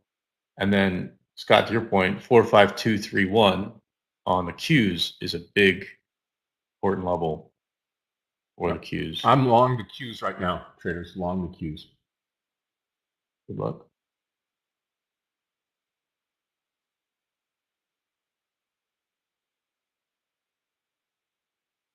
Tesla strong pullback here.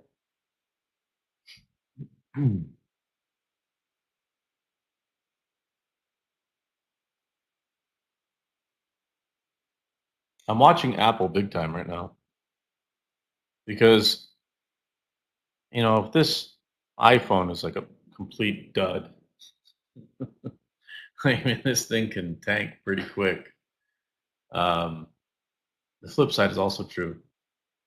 I think 11 o'clock will I don't want to say have a huge impact, but it's, consumer inflation expectation. I think the talk of the town right now is that a rate cut is all but guaranteed. It's just a question of how big of a rate cut. We talked about it before. I'm not like there's a lot of people. We'll say two different camps, right? One is we need a deeper cut. You know, 0.5%, 0.75%. That'll fix things faster. I don't know if that's entirely true. I think actually that might hurt markets more. I think if we end up doing like a quarter point, quarter point, quarter point to get to 3/4 of a point, like that, I think that's the way to go at each meeting. But the challenge with that is like we have a problem now.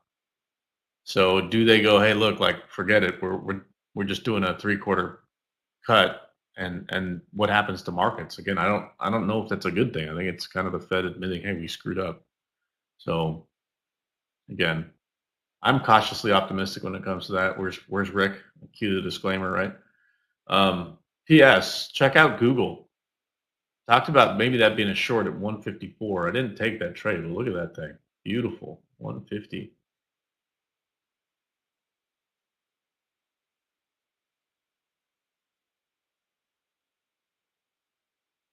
All right. I'm gonna probably get rid of the JPM position. Again, didn't really want to bet against JPM. I love that company. Dude, Jamie Dimon runs a pretty strong company there. It's hard to bet against that guy. Kind of like Elon.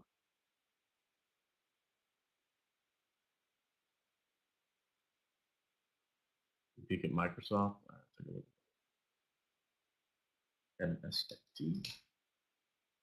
Oof. Okay. I don't mind it actually down here at this 403 level. Like 400 is ideal. If you see 400 break, then, what is it, 390s, 380s in no time? I mean, a lot of downside momentum or capability there. Q's now breaking 451 down. will be pretty my gross. stop on the Qs. Yep. 451 will be my stop here.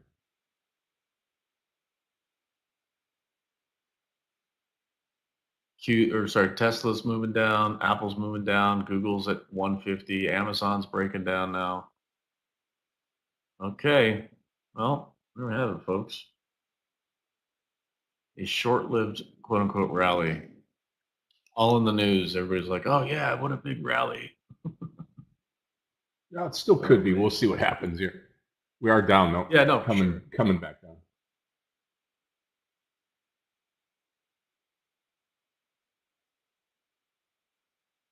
Yeah, what's interesting though, Scott, is like even on Friday, I've been talking a lot about like I think we're gonna start taking the stair steps down, right? And I'm not saying to get full like bullish, right? But I thought we'd see a little bit of a lift followed by a stair step down. Like on Friday, I was thinking the same thing, but I was looking at price action. I'm like, wow, everybody's I guess optimistic on some of the data, which I didn't think the data was that strong, but who am I? Fight the tape, and I mean, I just got the rug pulled from under me on Friday. So, today seems like a little bit more of the same, right? Like push the market up a bit, get people optimistic, and then, I mean, the sell-off from this 455 level was, I mean, it's pretty strong selling.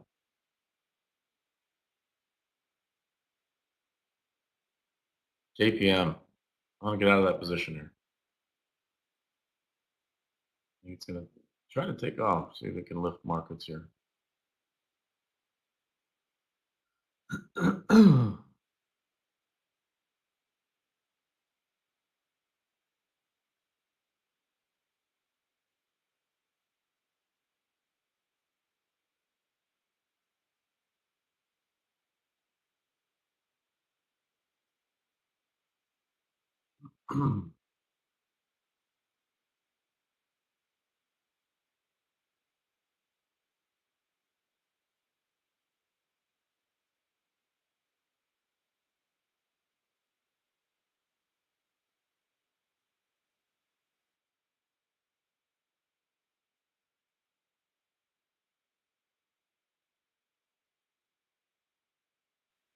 Yeah, still holding on to it here. Let's see. I mean, maybe we found a small little bottom here. Qs, I mean, we're still up for the day. It could be still looked at as a pullback.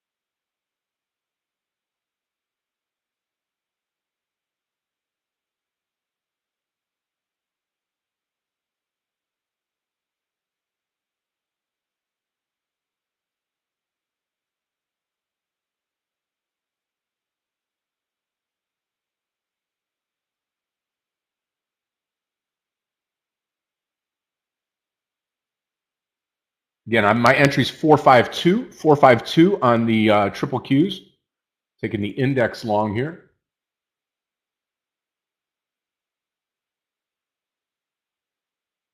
It's been a very good morning. Even better now if the triple Qs start to take off here.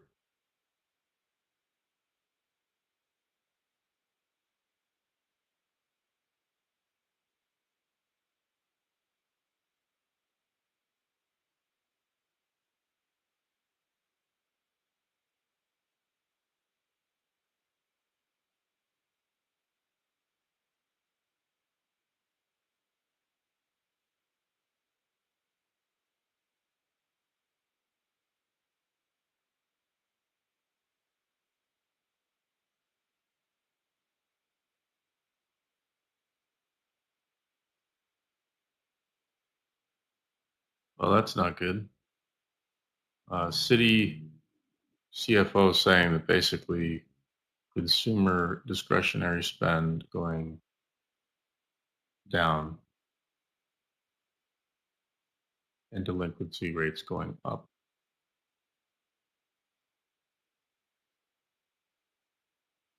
More focused on staples versus discretionary spend.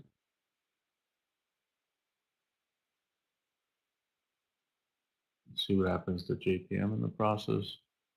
Watching Microsoft here. Again, like maybe that 401.50 area if it gets that low.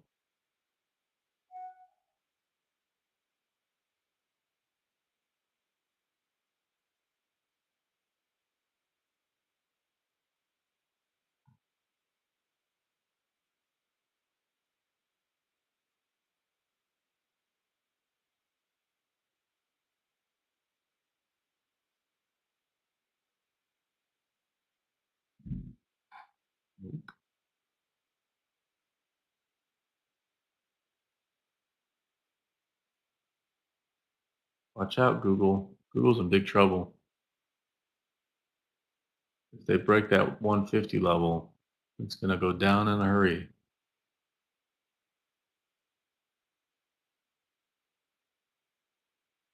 Still holding on.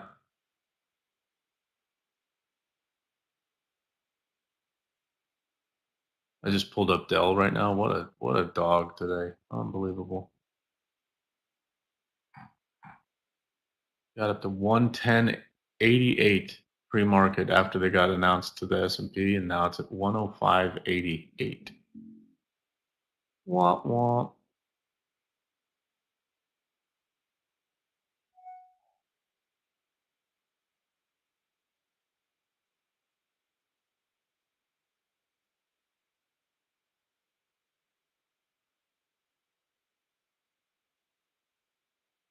I'm going to take the last little bit of the Qs off here in just a moment.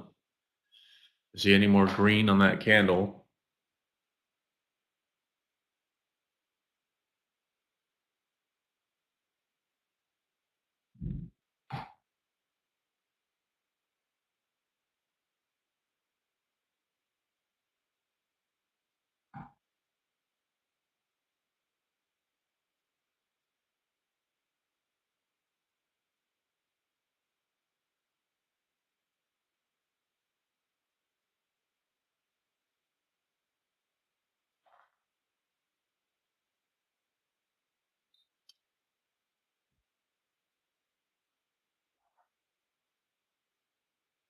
Do we get the turnaround here? Come on, I'm holding on, hoping that it's going to happen. Yeah.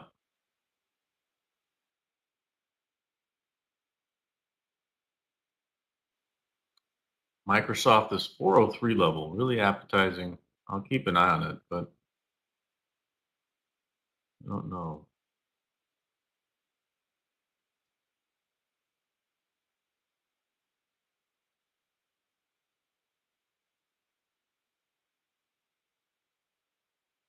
Interestingly enough, I think I'm going to get like really long-term swing in wheat. We'll start looking at some other commodities as well, but more like a long-term position, as in like a year. That could get interesting, I think, in the coming months.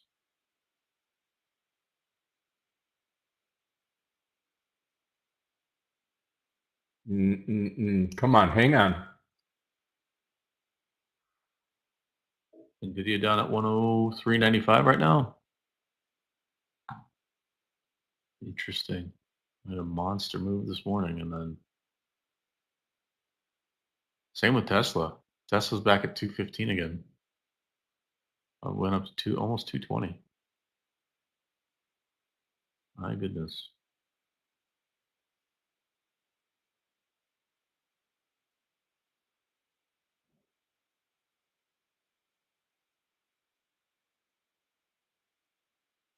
SPY breaking lower now.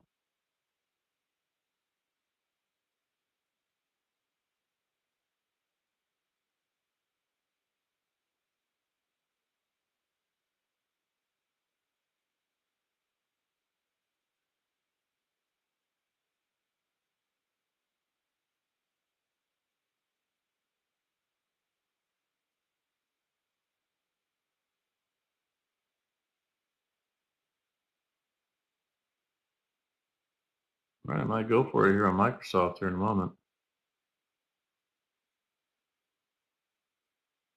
403 entry, guys, Microsoft. 403, right here. Microsoft, 403. I think we're going to see a push now, folks. There we go. Microsoft already up 20 cents. Let's see if we can get some more here. Nice. Let's go. Just the triple Qs. That's all I have right now.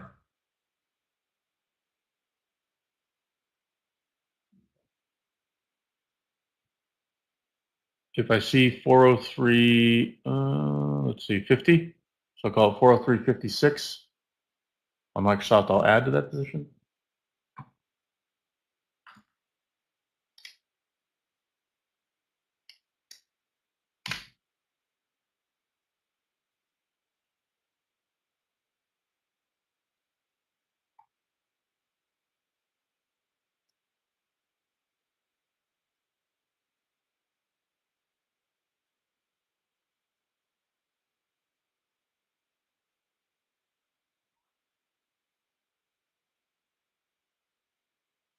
Getting ready for an ad on Microsoft here in a moment.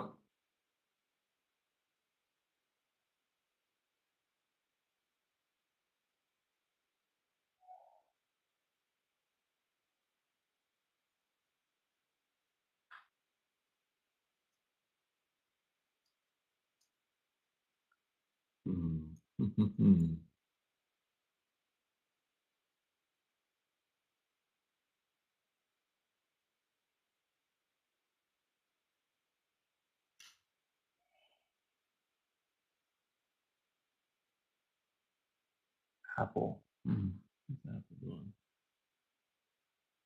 There's a move on Microsoft. Getting ready for my ad in just a moment. We almost got it. Off by 5 cents. Yeah, 452 is my entry on the Qs. I'm down on the trade. I'm not really not really that positive that we're going to jump from here higher, but hopefully we don't lose it to the downside. Okay, we just got our ad on Microsoft here. Target's going to be 405.32.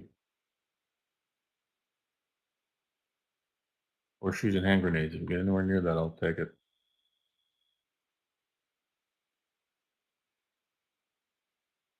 The break on JPM now.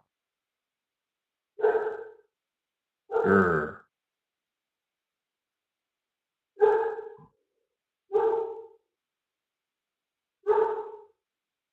Here comes the rip. Here we go. SPY turning up. Qs. Again, watch that 45231 level, guys. I think that's going to be the target for if you're bullish. So do we see a little bit of up, some resistance up there? Probably. But if we break through it, I think bulls will kind of show up in force here. We'll see. Keeping an eye on Apple as well. Stop loss, by the way, on Microsoft will be the low of day.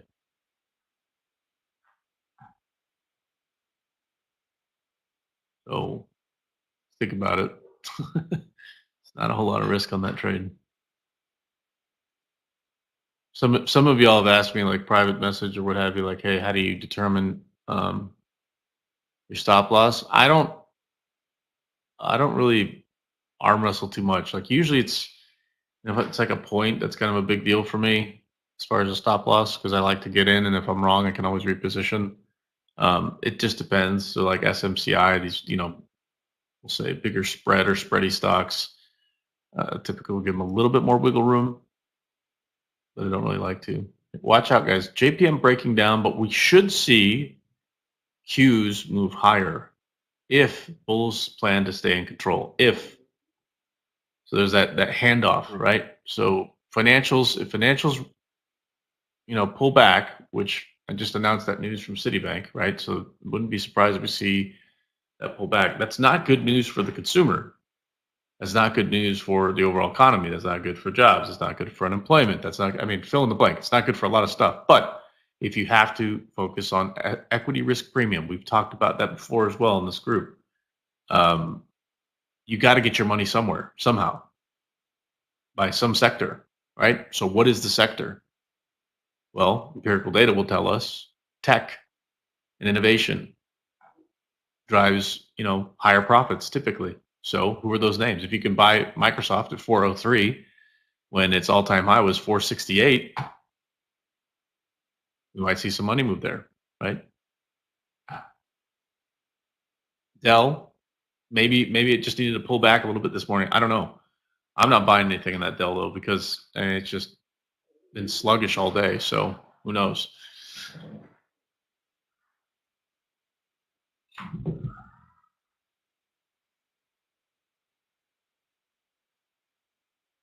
I do think the Qs need to at least try that 452.31 level again. I think out of principle. I will say, obviously, there's in stock markets, nothing's 100% guaranteed, but for structure, I would like to see the Qs do that so that it can hold more of a technical structure. And if not, that's okay, but we should see some rotation into the tech names, I think, if bulls plan on sticking around today.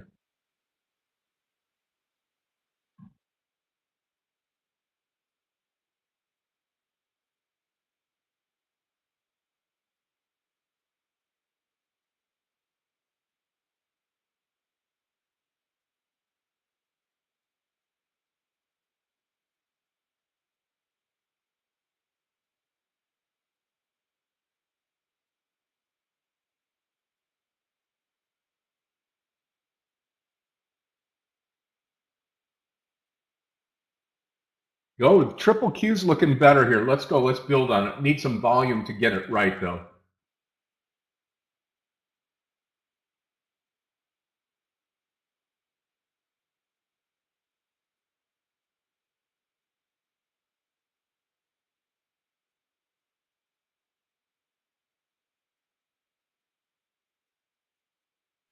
Well, that was not a good move on Microsoft there. I do not like that move at all.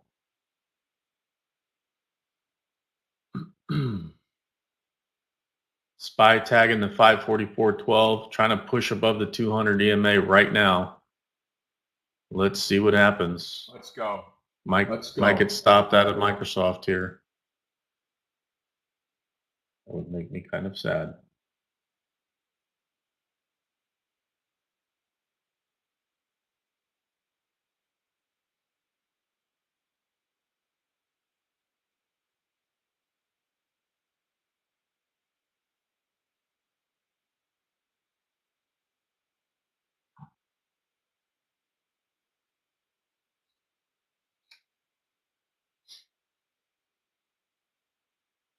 No, Microsoft, don't do it.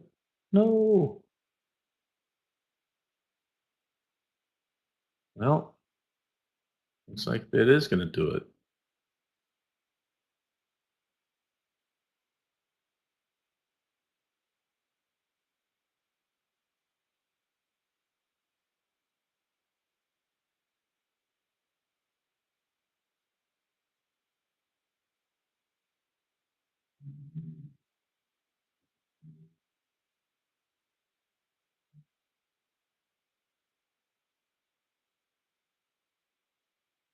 Hughes and SPY looking pretty ugly right now.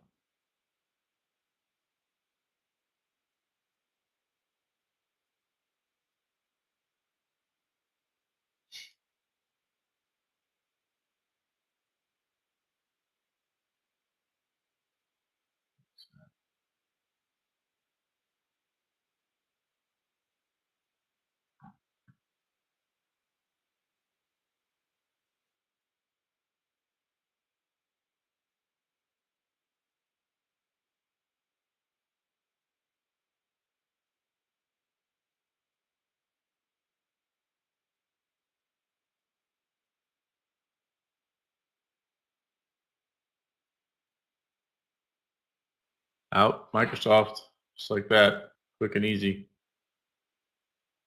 Yeah. All that two candle move, the last 10 minutes is just taken out by one candle here now on the Qs. Mm-hmm. You definitely want to add to the trade if it'll go. Heck, I might even just add where my entry was at 452.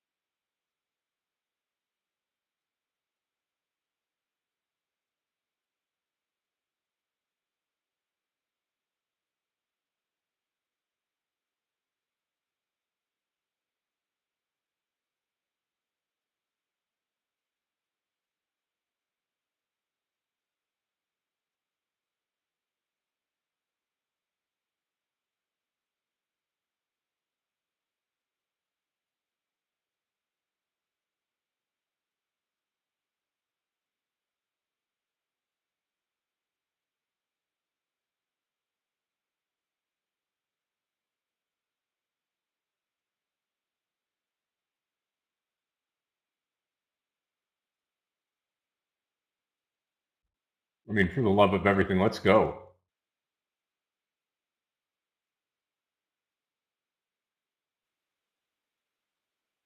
I'll be right back, Scott. Just one at the door. Yeah, no problem.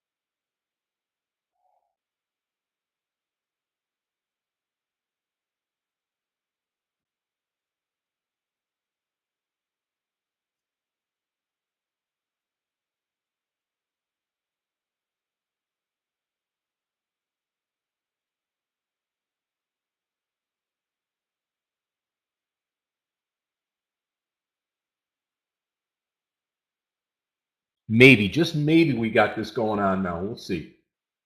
Still green on the overall market right now. Again, lost a little bit from this morning. In fact, when you look at where we were, we're still up on the Dow. I mean, nearly 400 points, 73 on the NASDAQ, so we've cut that in half.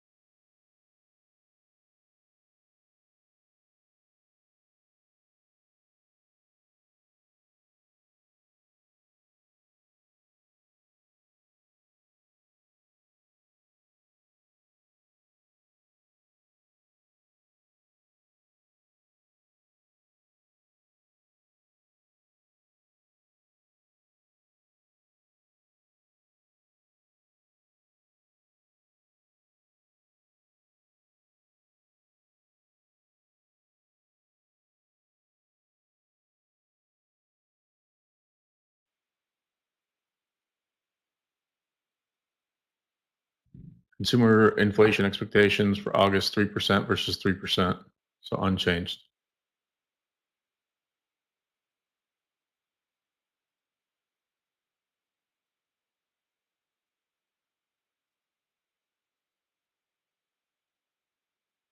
I'm gonna get into Apple here, 218. Let's do it. Apple.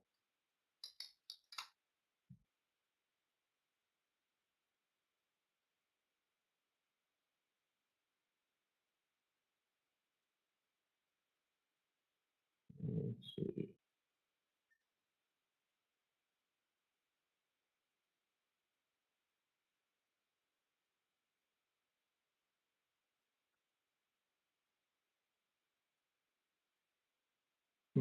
Okay.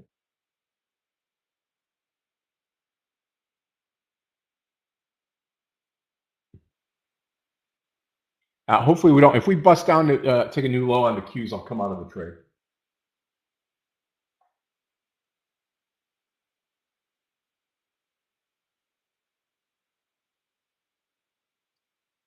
No reason to stick in here. Dell did the classic shakeout to breakout. Got everybody out, broke below the lows, broke it again, lower, lower, lower. Got all the paper hands out of the way, and now it's gonna rip. I won't touch it, but kind of expecting this type of move. And that's a pretty authoritative control bar there on the way back up. So we'll see what happens there. No doubt, no doubt. See if we get this to pop now.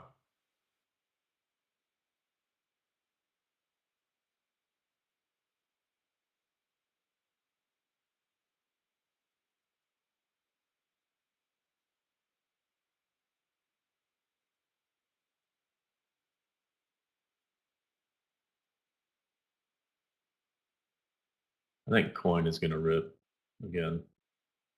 But I still have a small position on it, and I may just add a few. In fact, I'm going to do that now. Just do a market order. Oops. Time to go, baby. Apple 218. Let's do this.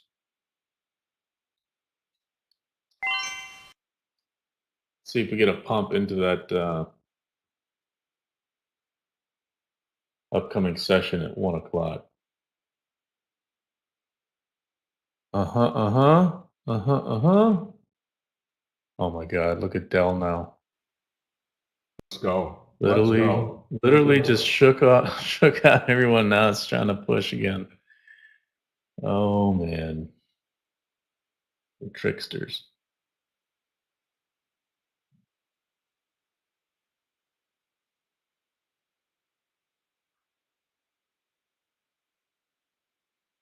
Okay, added a little bit to coin, not a big one, but we'll add.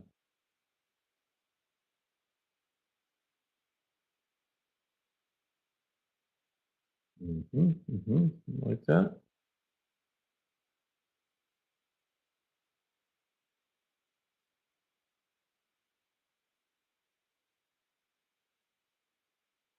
The all out JPM.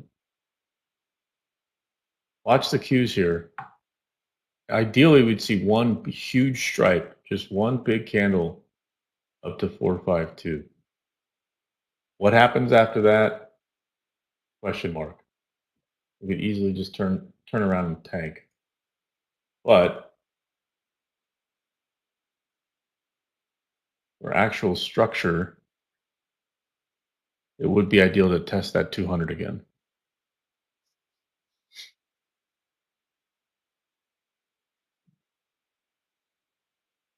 Now it'd be nice to get up that high. Again, I'm in this 452 on the triple Qs here. Small share size, but I want to add to this. If this market turns, I'm going to be in a good position here.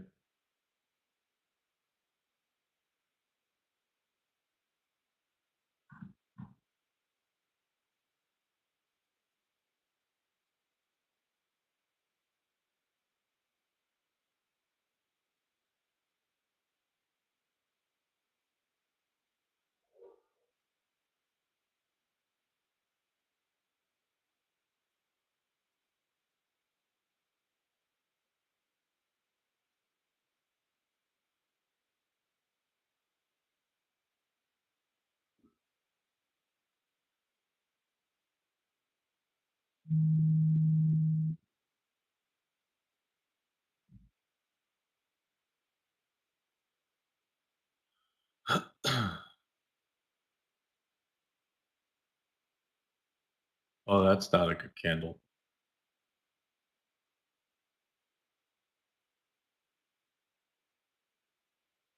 On the SPY, that's not good.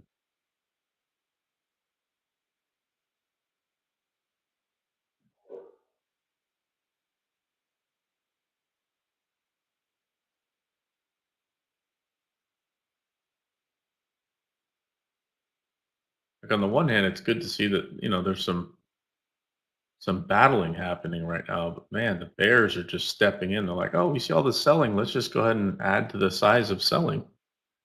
Push markets lower.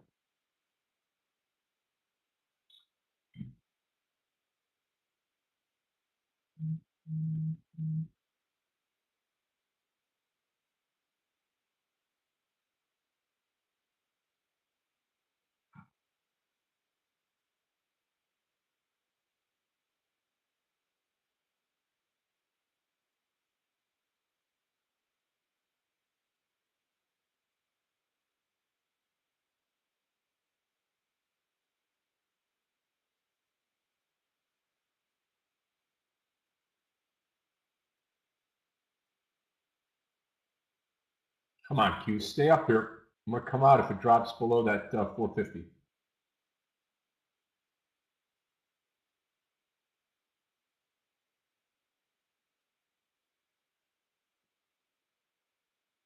Tesla almost giving it all back.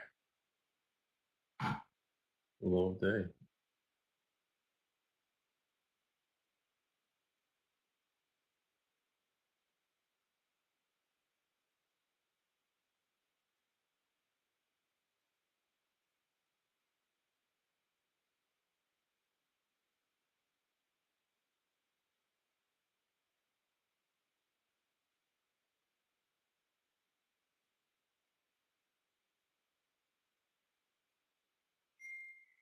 Looking a lot like Friday now.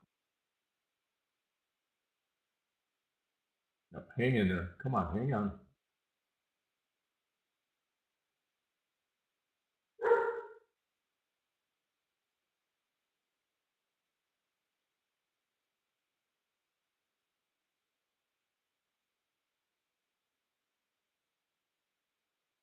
Only position I have on right now is Apple and Coin. And Coin, my stop loss will be at my initial entry, which is 151. I just added a few extra shares because it's giving me a chance in this 151 handle again. If it works out, great. If not, it's okay. We took a ton of money on that one this morning. It was our biggest trade of the day for sure. Nice trade on Tesla. And we put together some hedges on the Qs as well as JP Morgan to the downside. Both worked out pretty well. Only real big losing trade today was Dell. It's just sleeping on us. Then we had a trade on Microsoft with an easy stop out. It was like 50 cents, I think. 52 cents, something like that. Not a whole lot of risk on that one.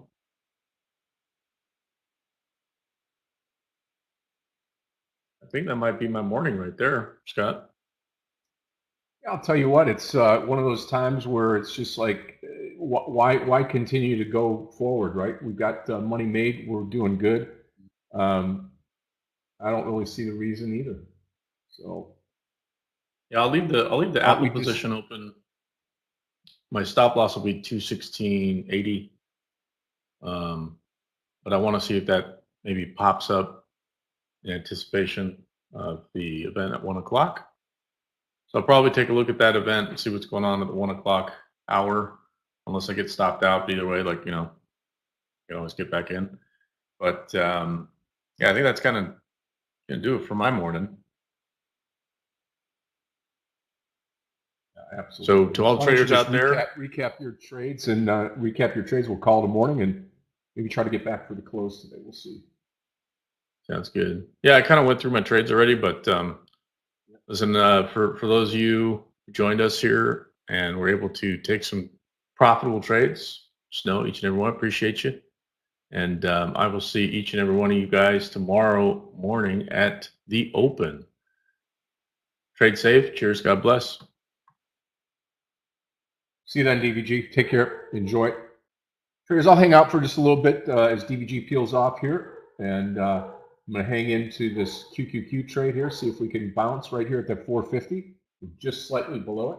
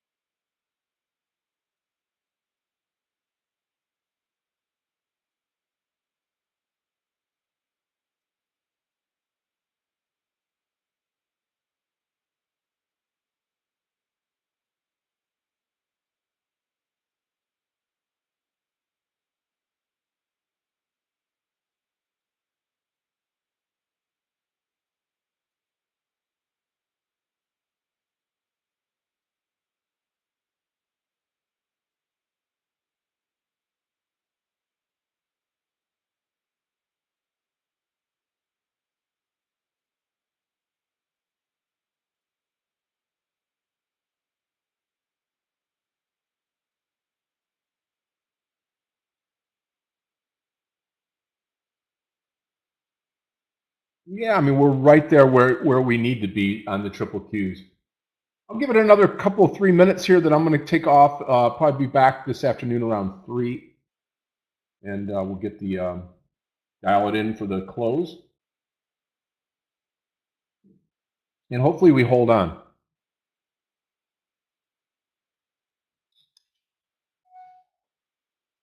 Got 4 winners, 1 loser, and then the triple Qs. We'll see if we hang on with that trade. Right now, it does not look good, but we're right at that separation line of 450.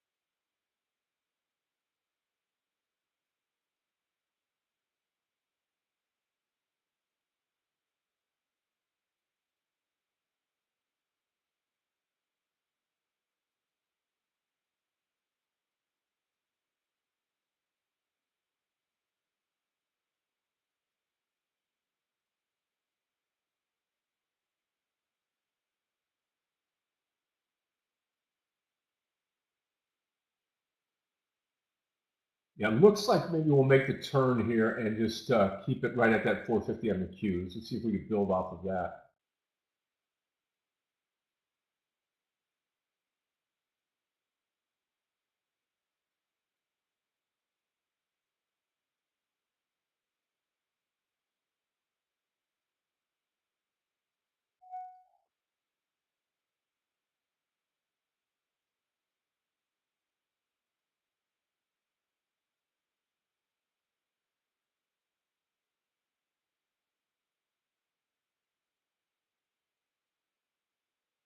Okay, that's going to do it for me, traders. I will see everybody this afternoon around 3 o'clock. I'll bounce back here, try to get the last hour underneath our belts. It's been a great morning.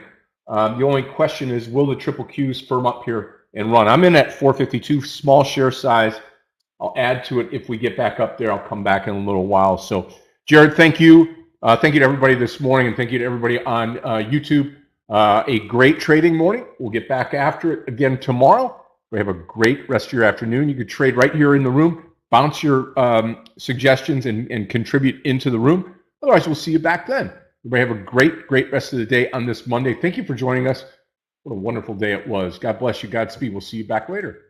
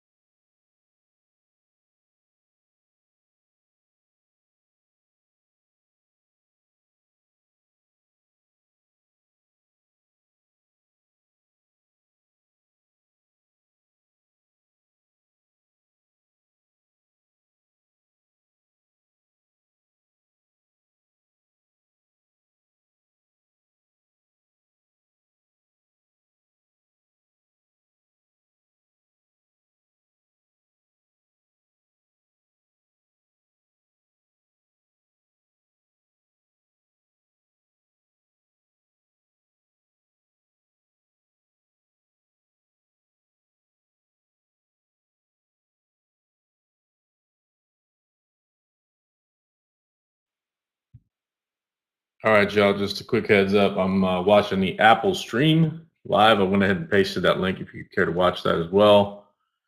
So good afternoon, 44 Trading Nation. I will kind of listen to this, see if we get any sound bites. We went ahead and took partials on Apple, Coin, and Microsoft, so we got paid on those trades. Hopefully some of y'all benefited from that. But let's see what kind of news Apple comes out with. Keeping an eye on the options chain as well for Apple, because the 220 calls are really expensive. So, can you guys hear me? Quick sound check. Anybody there?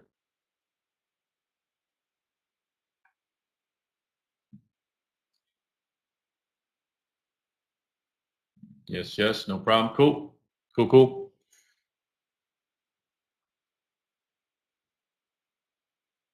We're talking about the Apple Watch, how it's helped save lives. But again, kind of standard. I'm waiting to see what they say about AI, if anything.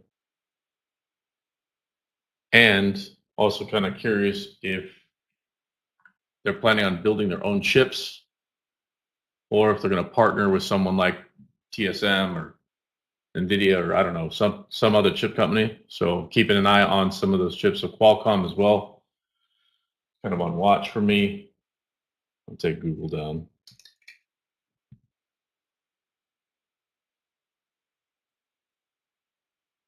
Let's see, Foxconn.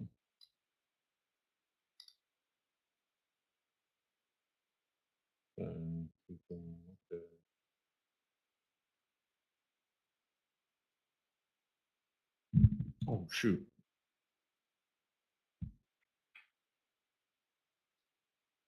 Mark, you're watching ARM. Cool.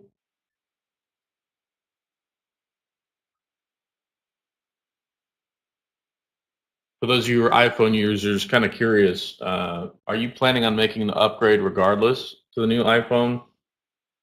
Or are you looking for more feature function like AI would be a big seller for you? Just kind of curious.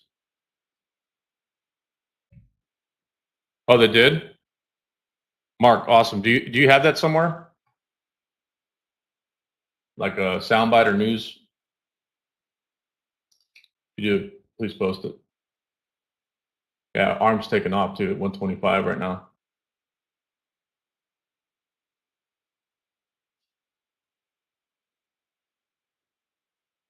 On TOS, okay. Oh, it was just like a news on Thinkorswim, Mark?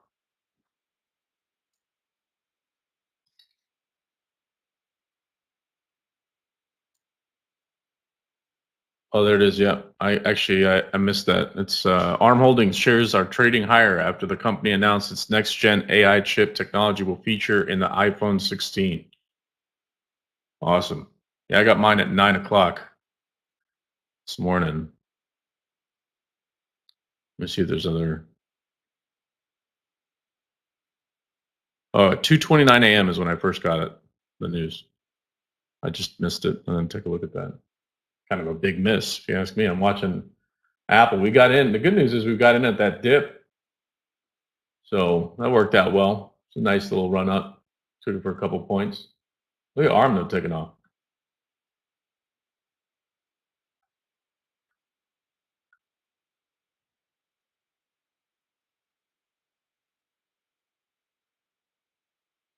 Yeah, nice move on coin now. It's like small share size. I took a partial and got that 154 handle, by the way. I know I mentioned adding in that 151 handle. My initial entry was 151. So once I saw 154 again, I'm like, that's good enough. So we've got like a really small share size. I mean, I don't mind letting that run or just holding it.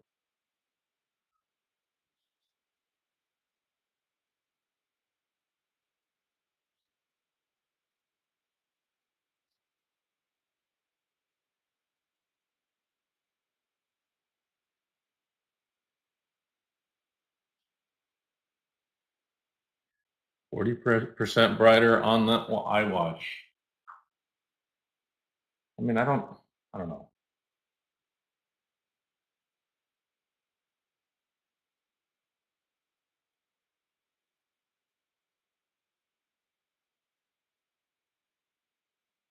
Polished jet black aluminum Apple Watch. Ooh.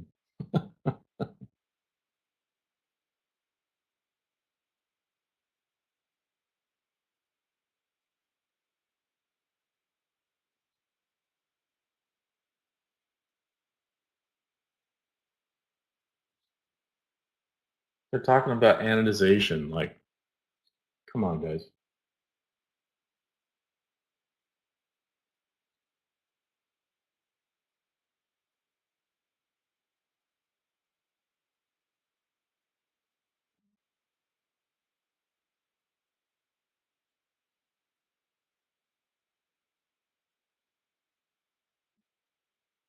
Mark, are you watching this as well? Or anybody else watching the live presentation?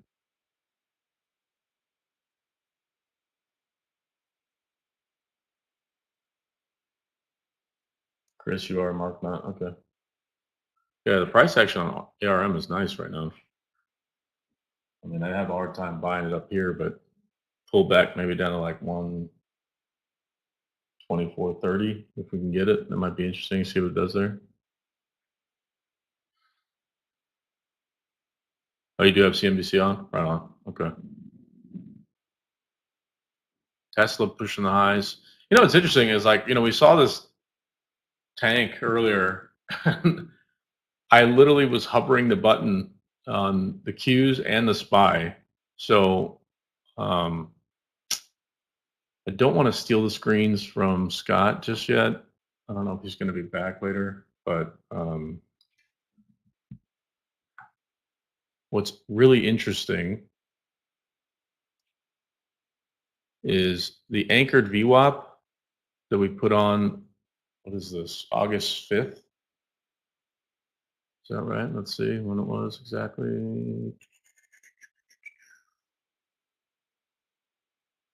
Oh, come on. It's right in there somewhere. Oh, no, so this is on July 16th. We put an anchored VWAP on the peak of the SPY, which was 565.16. Here's what's pretty wild, guys. Or I should say folks, right? Literally, we broke that in Friday's session, and it just collapsed, right? When we saw in pre-market, we talked about 544.12 being a level on the SPY, right? Here's what's pretty wild. The anchored VWAP is literally right above it, 544.57 from the peak of the SPY, okay? Once we got over that, there was convergence of the VWAP, the anchored VWAP, and that price level at 544.12. Once we hit that and got above the 55 SMA, we haven't turned back on the SPY. So kind of interesting, right? I mean, breaking that on Friday, we knew we'd see some follow through. I mean, it was pretty ugly for those of you guys that were trading on Friday. You got to see it. And then similarly on the Qs, if you guys remember, I don't know, what was it, a week, 2 weeks ago, maybe 3 weeks ago? We were talking about what I would like to see on the Qs, and at the time it was like 8 points away, right? And everybody's like, what are you talking about? It's like 2%.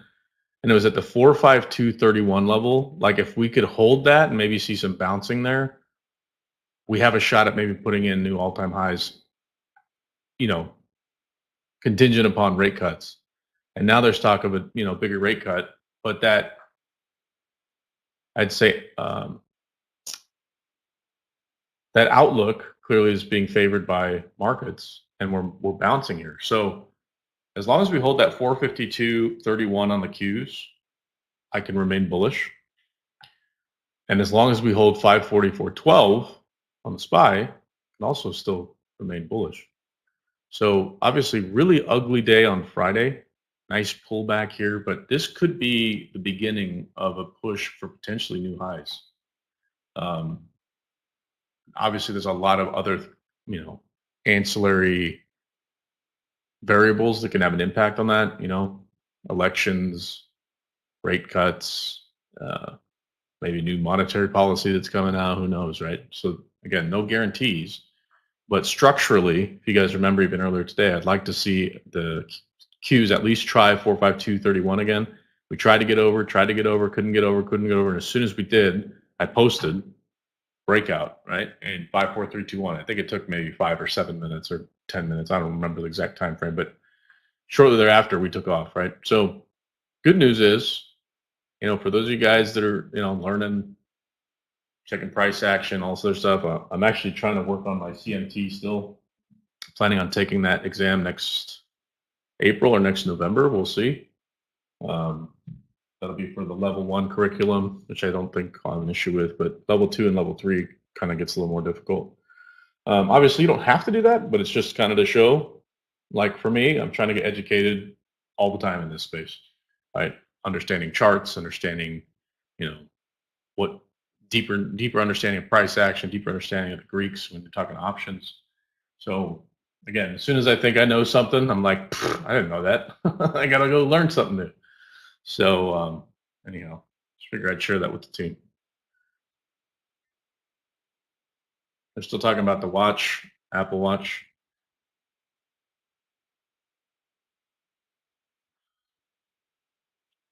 Something's going on with these earphones.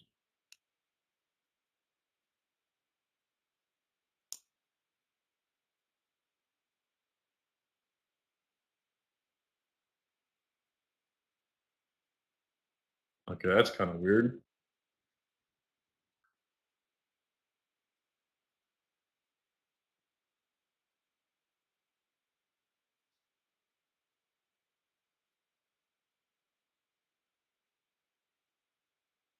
Interesting. They're trying to add sleep apnea detection in the new Apple Watch. Kind of focus on overall sleep health.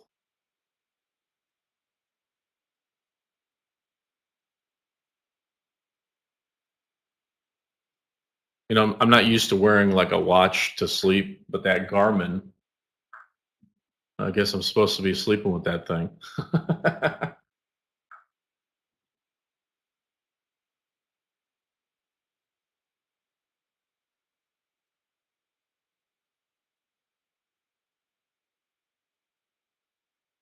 All right, guys, keeping an eye on ARM. Worth noting, 52-week high on ARM was $188.75. So being able to buy it here $60 below its high could be interesting. NVIDIA, meanwhile, barely making it above 106. Looking more broadly at the chip sector.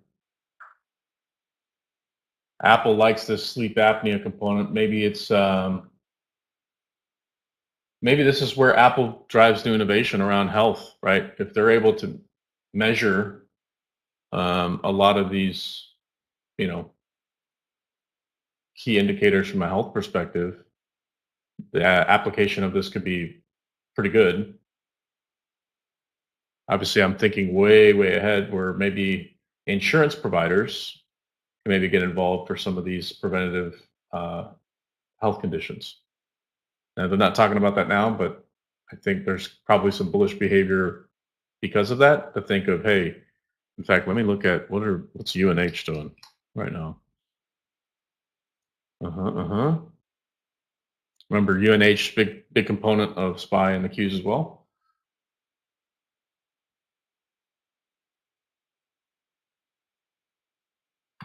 Very tempted to add to Apple, actually.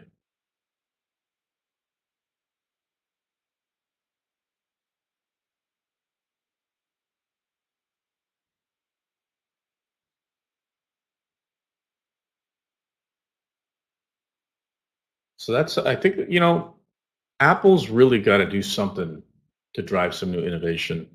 Like having pretty little products, great, but they're not cheap, number one. Number two, I think I'm curious to see if they have like a dashboard that's interactive, that's in your phone. And again, forgive me, if maybe you guys know the Apple users. I don't, my wife has all Apple products. I've got an iPad and a MacBook, but I don't have any of the Apple Watch. And for those of you guys who have it, I don't know if there's like a built-in app for your watch or something. So you can see how many, not just steps, but like how active you are, measuring your heartbeat. Maybe you have a condition or something and it helps you with that. I'd be curious if anybody anybody here is using it for that. Because that would make me really bullish on Apple long term. Because it would only be a matter of time. If the measurements are accurate and can be validated by doctors, you now are opening up healthcare innovation, which could be Apple's new frontier. We'll see. Caveat being you have to buy their watch. Maybe insurance companies will pay for it. Who knows? They actually did that. What was it called? A Fitbit, wasn't it? I remember for a while they were like, if you had certain type of like condition, insurance would cover a Fitbit.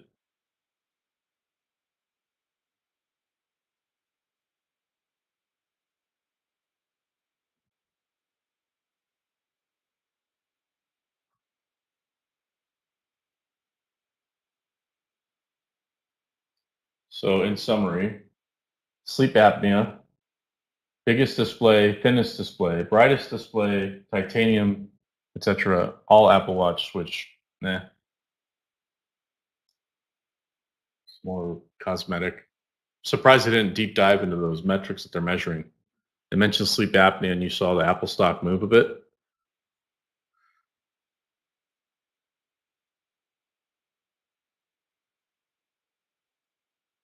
$399 for the watch. If you want cellular, it's $499. Available September 20th, so a little over a week, 10 to 11 days.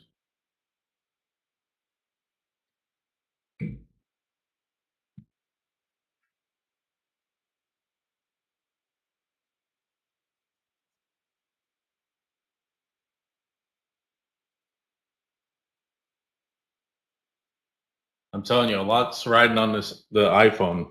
Like right now, it's the watch. Everybody's like, yeah, whatever. But where's the AI in the phone? By the way, keeping an eye on BA right now, Boeing.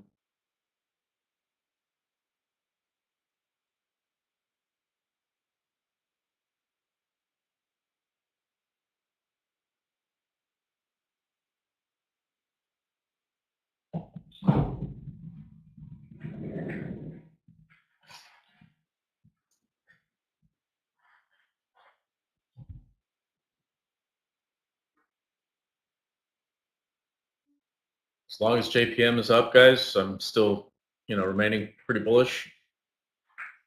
But I'm looking around. Microsoft's kind of pulling back a bit.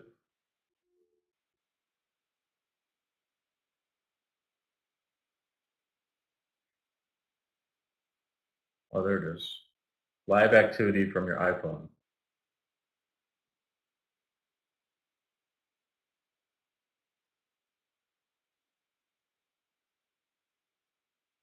It looks like it's waterproof up to a certain depth. They're still talking about the watch.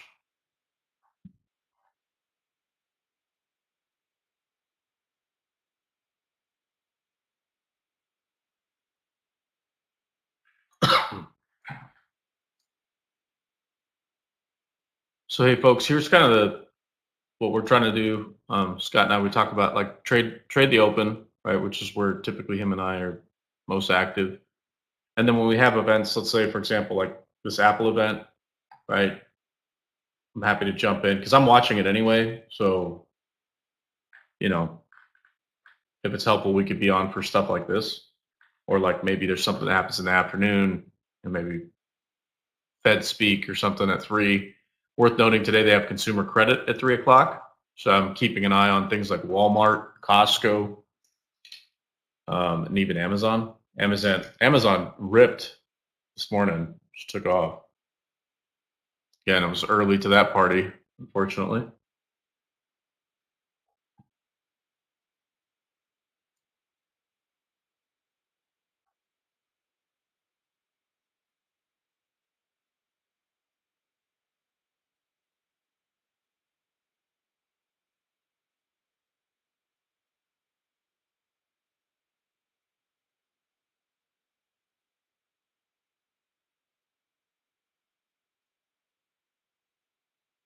Oh, this is their rugged watch.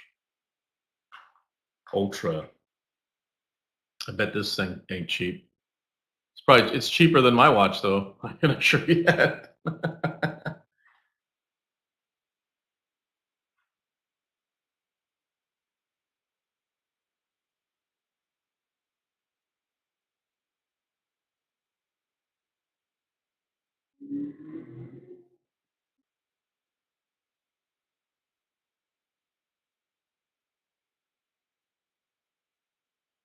Titanium watch band. Okay.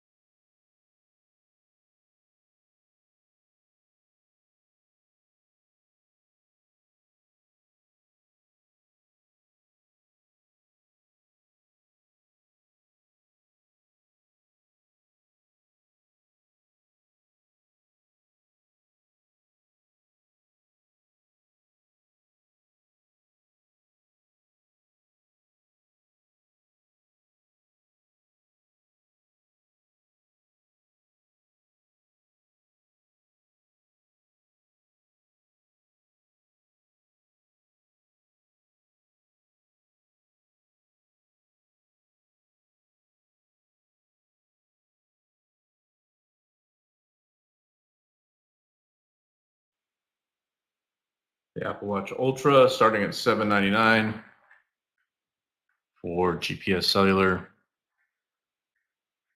I feel weird. Like, would I have to wear like two watches?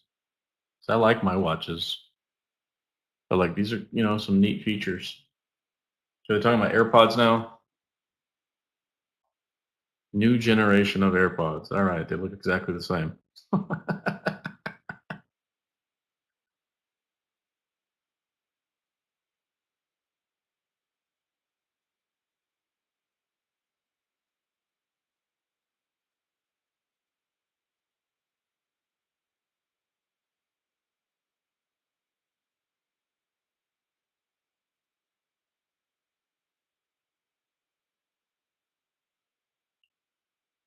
don't know, man. It just looks like more of the same.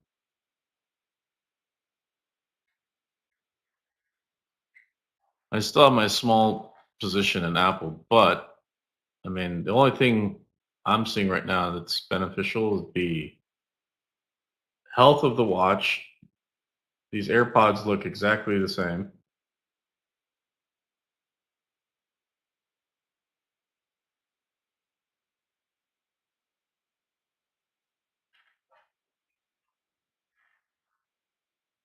I'm telling you, they say AI, iPhone 16,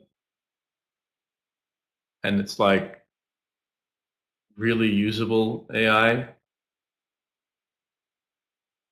That Apple stock is going to rip.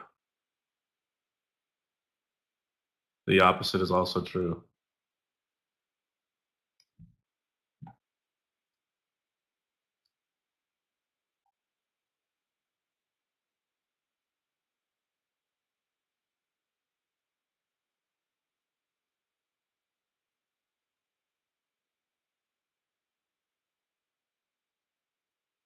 Personalized spatial audio. Man, I have them. I have this stuff in my current headphones though.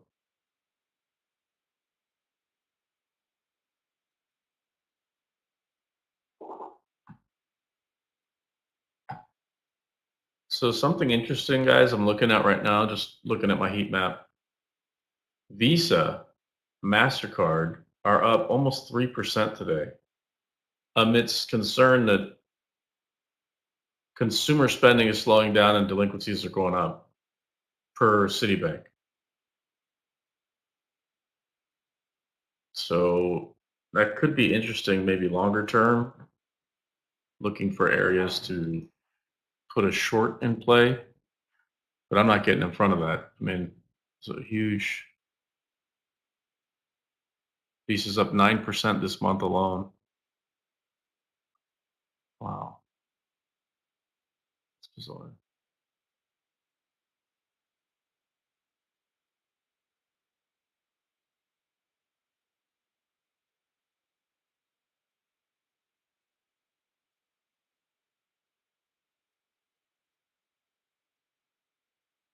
I'm not taking a trade in ARM until I hear what's going on with this iPhone. And I'll be looking for both directions, short and long. Same with Apple.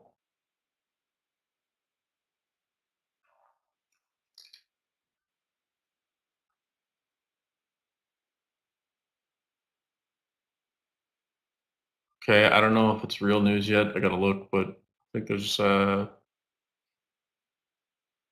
Musk summons on the use of X. Keep an eye on Tesla. Anytime you hear, like we talked about Google today, right? I mean, anytime you hear anything to do with government and a company, it's usually not good.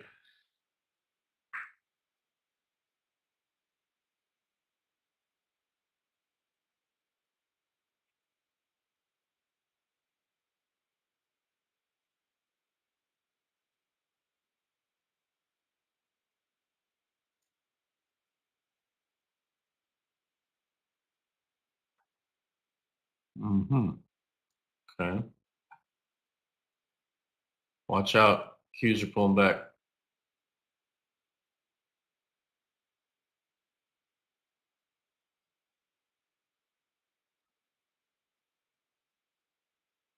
Hey guys, you guessed it. Apple's introducing another another charger that you have to buy. Wireless charging for your headphones.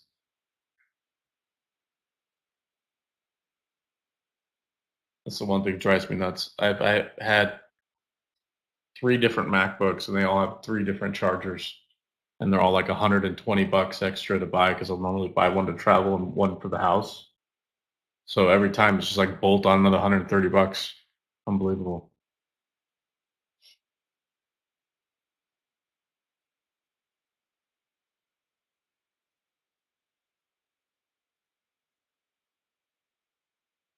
Okay. Uh, on the SPY guys, 54695 was a previous high. We just broke through that like hot knife through butter. So let's see if we actually can hold that on the SPY. Tesla pulling back now from that rumor. Not sure if it's actual news just yet. Trying to find anything that validates it. I'm going to get out of my Microsoft position.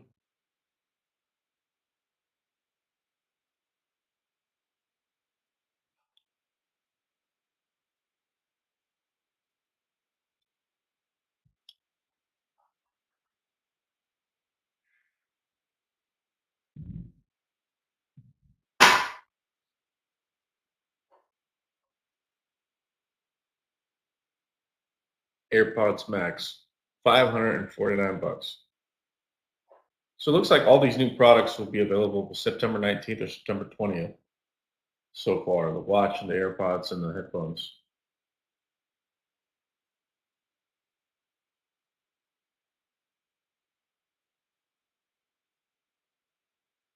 I might short Tesla here. 217. Okay, small size. Really small size.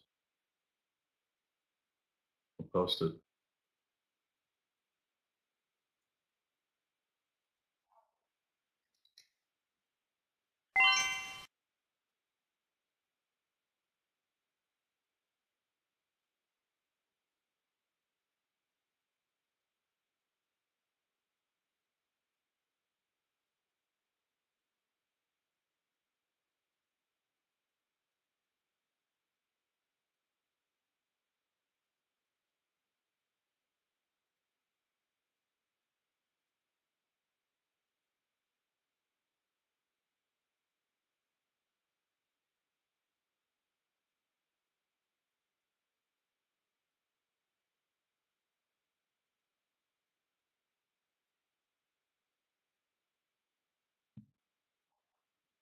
Interesting.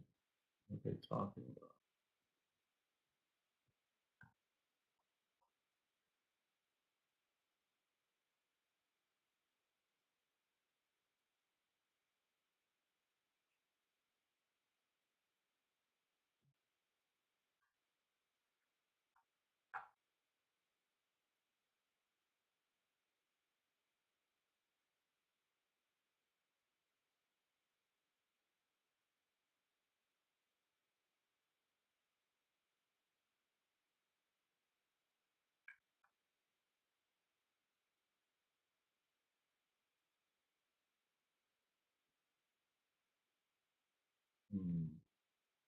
So again, this is not bad, but they're not leading with innovation and health. But they're talking a lot about health-related stuff.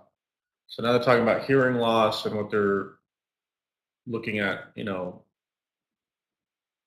minimizing exposure for hearing protection in their headphones.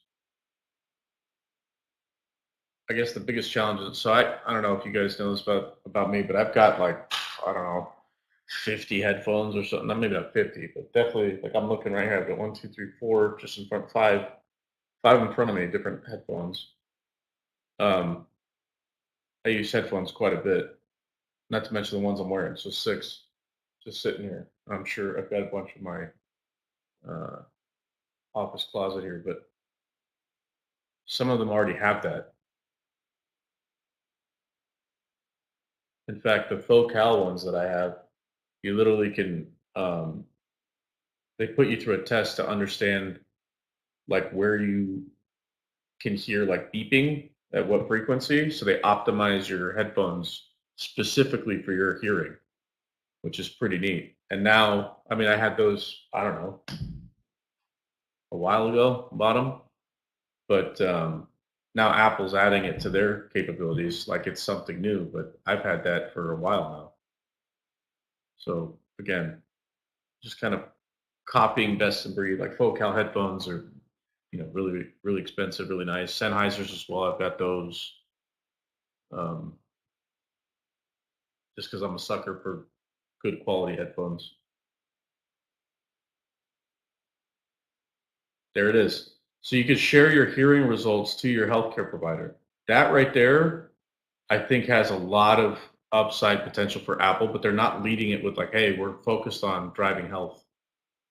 It's literally like almost ancillary, like, oh, isn't that cool? Versus like, hey, we're going to develop partnerships with healthcare providers to, you know, cheaper healthcare, preventative healthcare, whatever.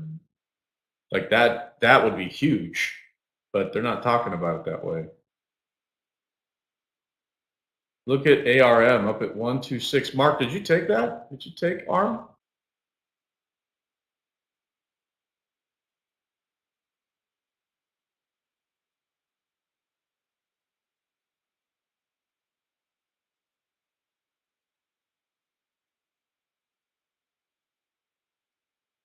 It's crazy. I talked about that pullback to like 124.30. It's 124.80 and now it's up dollar and a half almost.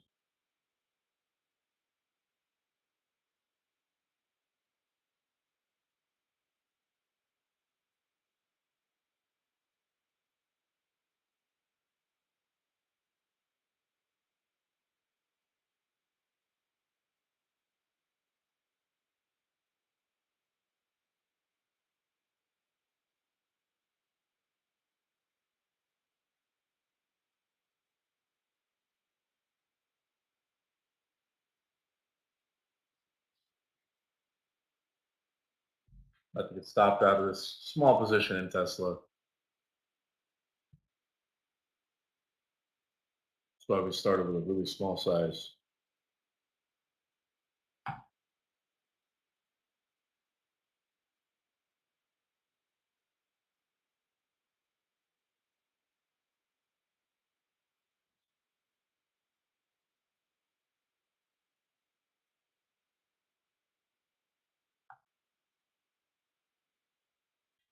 $21773 is my stop on Tesla. Again, it's a really small size, so it's not, I mean, I won't say it's negligible, but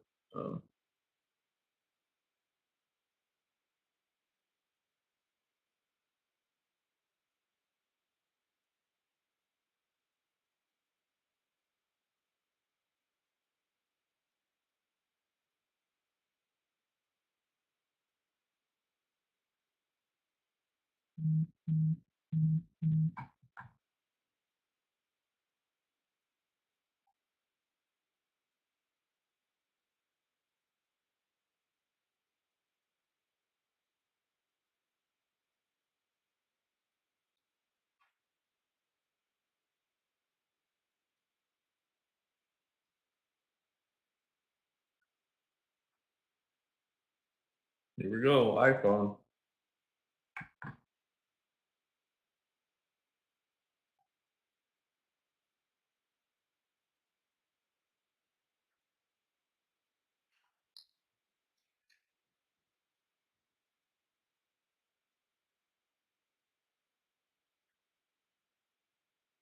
Apple Intelligence will supercharge these experiences and so many more. Let's see.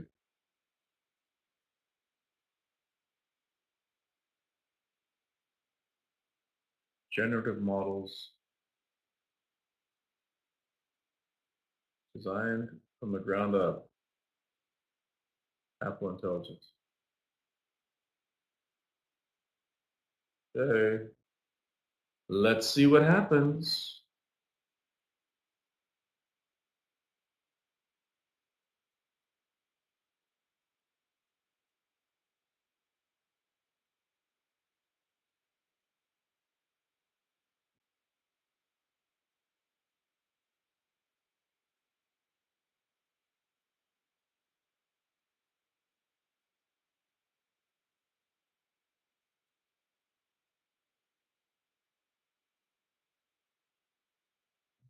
Okay, gonna go into some deeper detail here.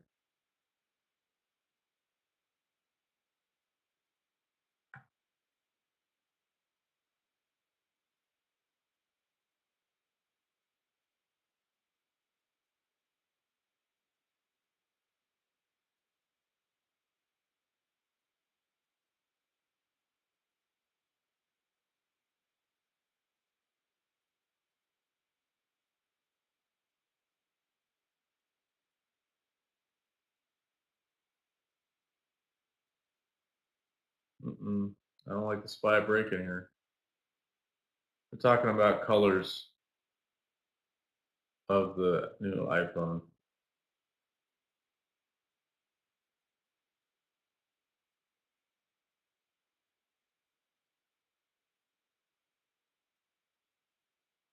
Oh, that's neat. It comes with glass ceramic on it. So it's like a shield. Okay. Markets aren't I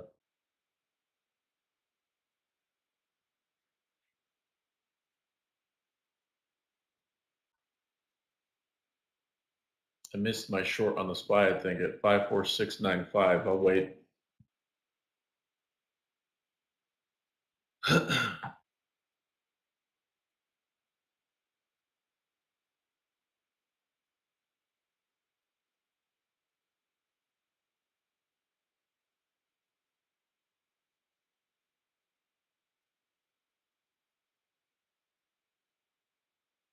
Translate, identify a song, all with a shortcut action button on the new iPhone.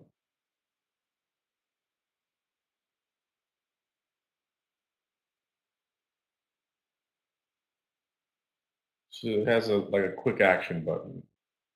Wah wah. Camera control.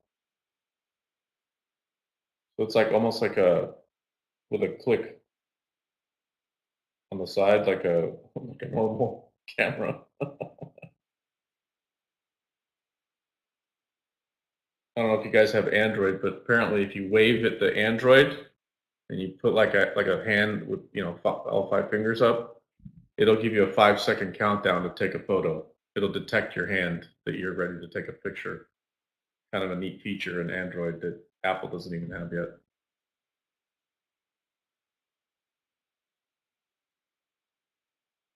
Here we go, Apple Silicon. Okay.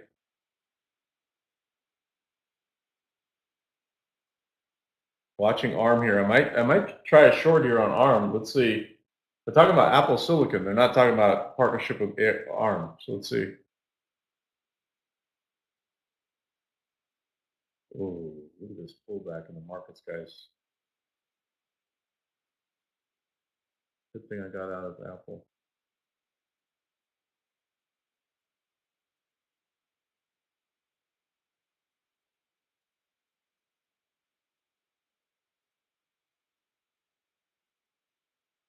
A18, new chip specifically for iPhone 16. 16-core neural engine optimized for large generative models, 2 times faster for machine learning models.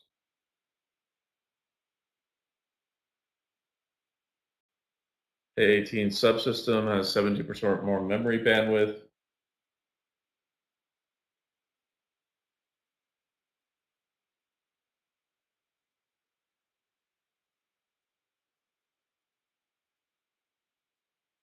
Second generation 3 nanometer technology.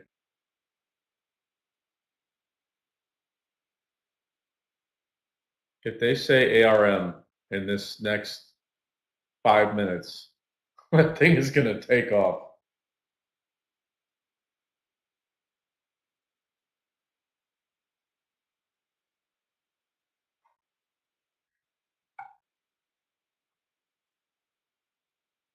%30 faster than the iPhone 15. Okay.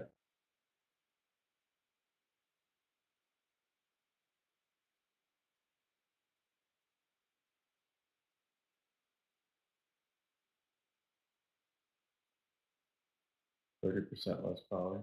Okay.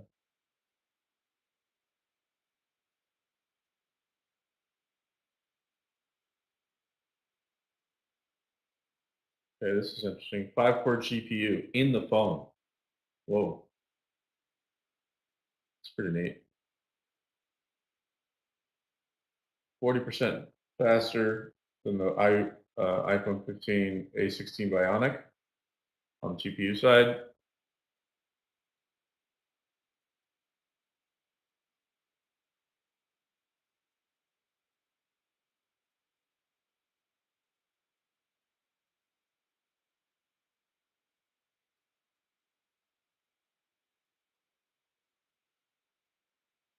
Okay, let's hear what Apple Intelligence has to say.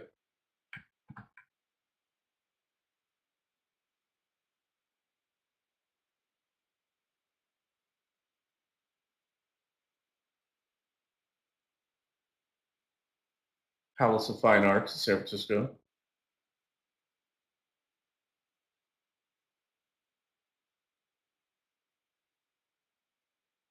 Okay, here we go. Apple Intelligence, see what it is.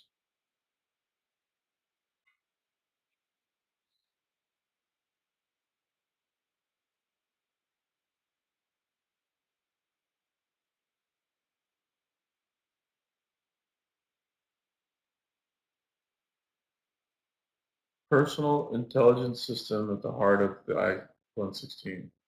Language, images, and take action on your behalf to simplify daily tasks. Grounded in your personal context without jeopardizing your personal information. It's kind of interesting. Okay. Multiple generative models in your pocket. Okay.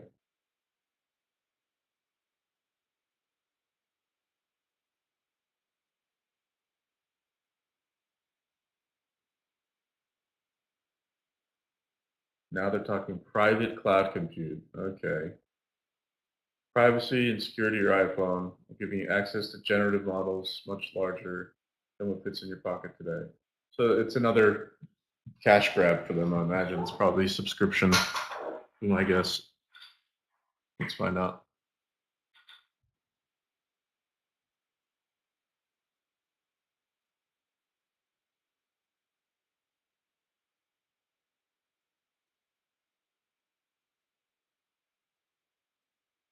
Your data is never stored. It's used only for your requests, and it's a verifiable privacy promise. Okay. Whatever that means.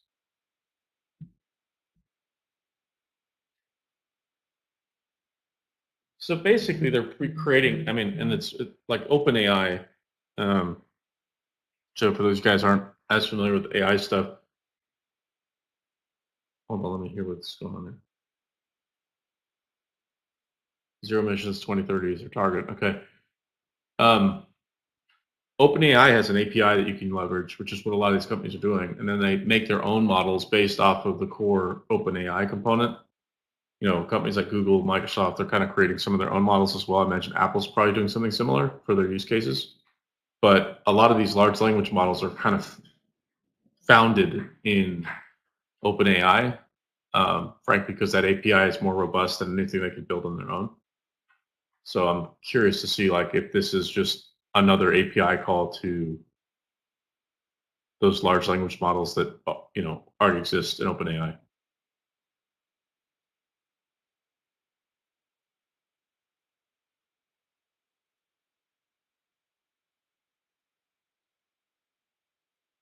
Well, you could create a new emoji by typing in a word. Like they just did an example of cowboy frog, and it was a frog that looks like a cowboy.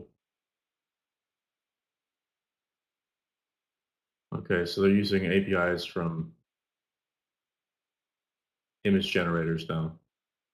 So you can make stickers or reactions.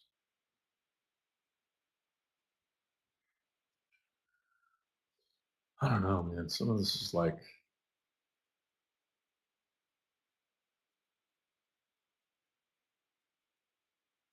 this is cool though. You can type in, they just showed an example, Shawnee dancing in a red dress, and it'll go through your phone and find the pictures. Like, say you forgot where you put. I know that would be helpful for me. Half the time, I'm like, oh yeah, where's a picture of my car or something, or we were over here, we were over there, and I can't find it. I'm scrolling through my phone forever. You could just type in what you look for, and it'll find it for you. That's kind of cool.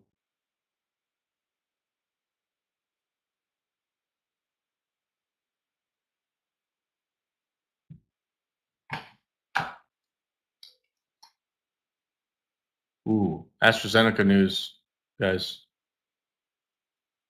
Dropped $3 in a blink.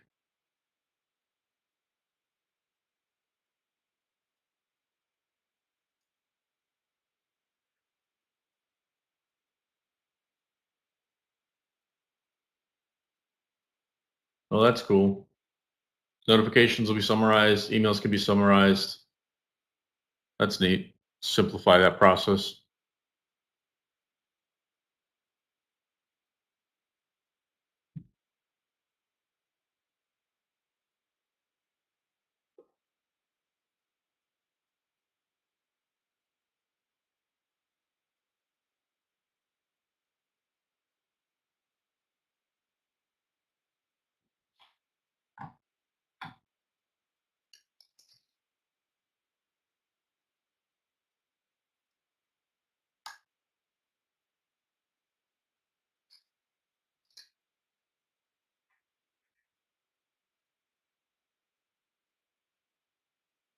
You know, how many of you remember having a library card? Or having to go to the library to do your research, find a book, check out a book, read, I don't know, for hours. Now you can just, yeah, Steve, exactly, right? I mean, it was a process. You had to commit a day to go to the library, get your books, read your books, right? Whether you're in college or even as when I was younger, even did all that stuff. But it's so wild. Now you can just ask your phone, hey, who created the Palace of Fine Arts? I showed that as a demo, and it just instantly queries the information, the data. It's wild, isn't it?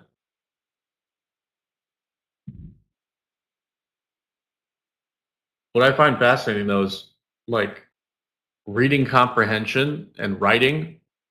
I feel like it's going down the tubes because everybody's using new language, LOL, these types of acronyms, and that they'll spell laugh, LAFF versus LAUGH, silly stuff where I'm like, you almost can't blame the new generation because they're getting all this info like on shorthand text and stuff like that. So it's just kind of interesting to see, like, are we getting smarter or not? Or just more reliant on technology?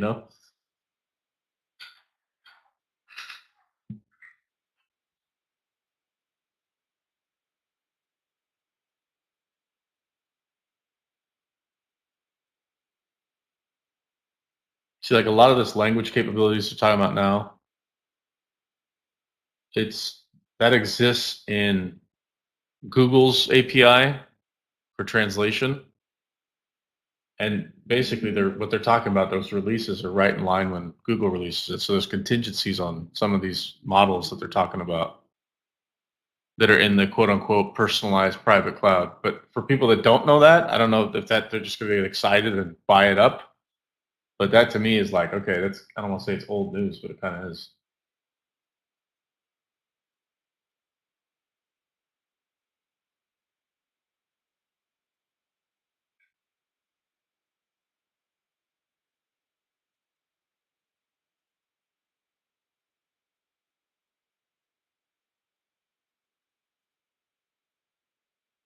Okay, that's kind of similar to what Android does. So in your camera, you can hold to take a photo and then click on, let's say, a restaurant. It pulls up the restaurant and all the details.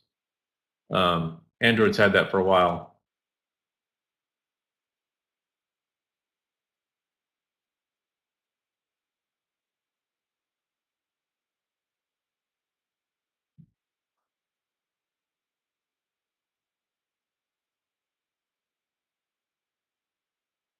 You can literally take a picture of a dog to tell you what kind of dog it is. Oh man,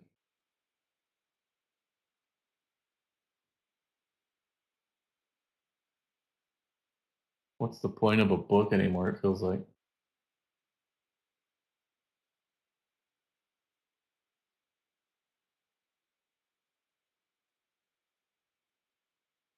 Oh, they just mentioned it. Just tap and it'll search Google to find where you could buy a bike. It's the exact same thing that Google already has in their capability that they've embedded in Android. I don't know, a year ago.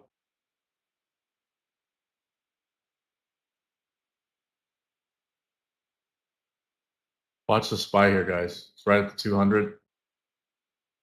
Do we bounce or do we break? Qs are at the exact same 200.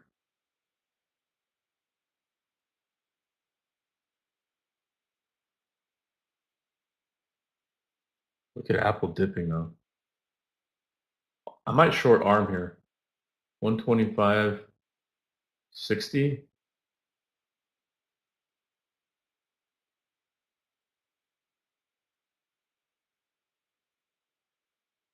I'll do a small position there. 125.60, we're in arm.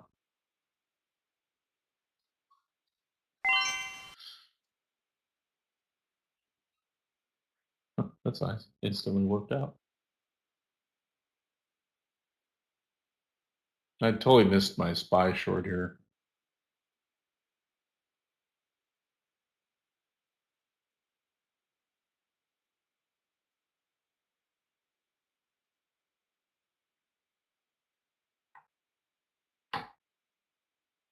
Oops.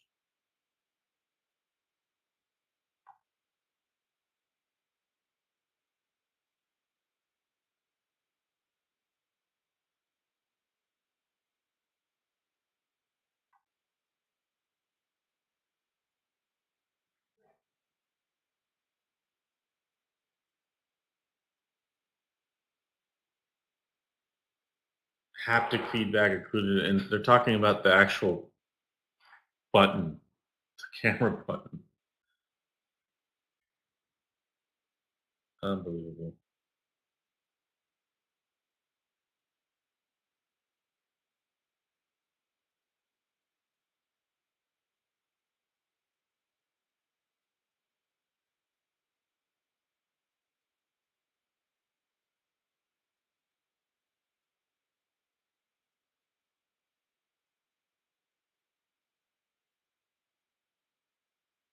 Well, we're up on this arm short.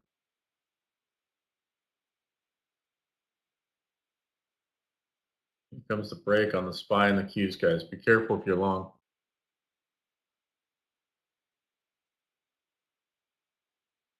Perfect entry right now on arm. Let's see if we get a breakdown. I'm going to look for, I'd like to see 123.80 for partial. We may not get it. We may bounce this 124.80, but if we break that, I'm looking for 123.80.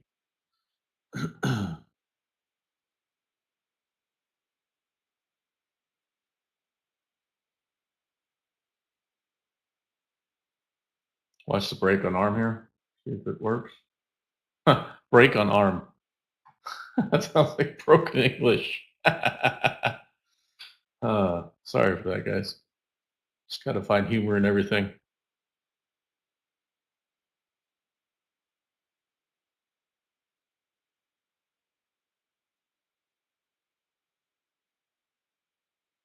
Well, I have a feeling there's going to be a new iPhone and an iWatch in my future because my wife will want it. I just think some of this, I'm like, I've had this capability in my Android for a long time.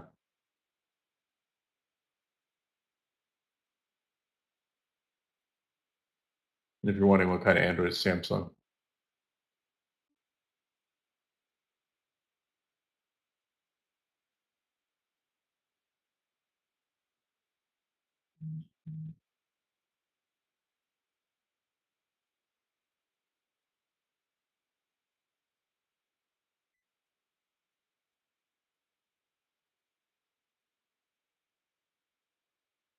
Q's are about to break under the VWAP here. Careful.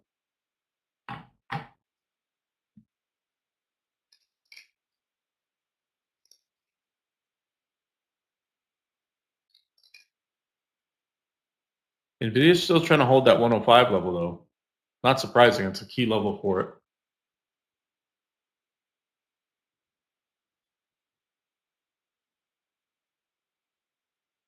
Oh, new ultra wide camera. Okay.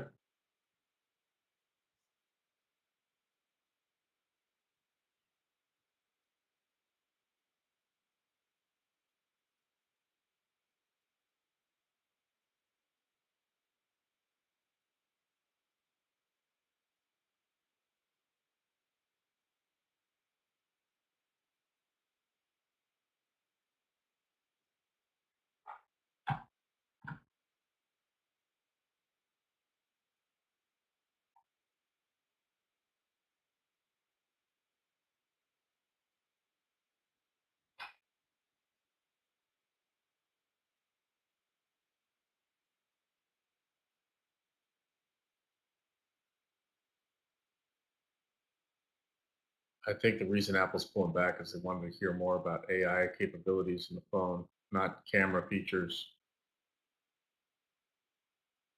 Goes the break in the SPY and the Qs, guys.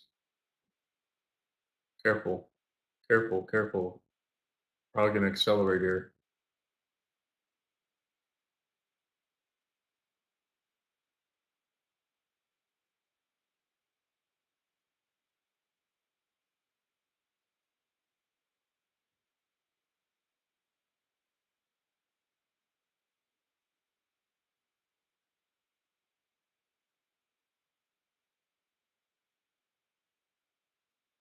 We'll probably take a partial on arm a little bit early here. See if we get a stronger push.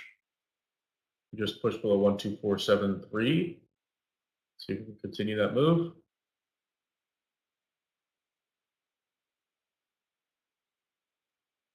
Three, two, one.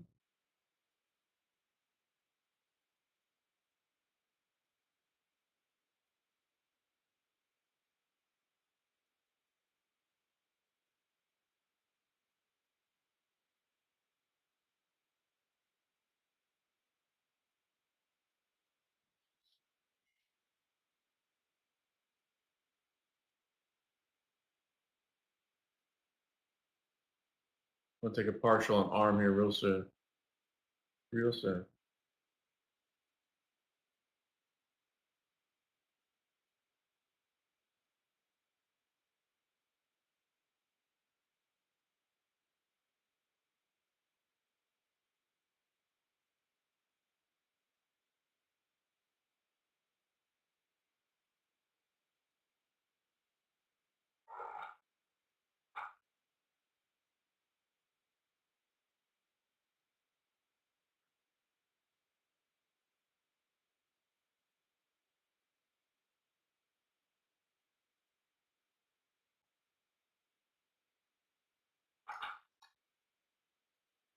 Okay.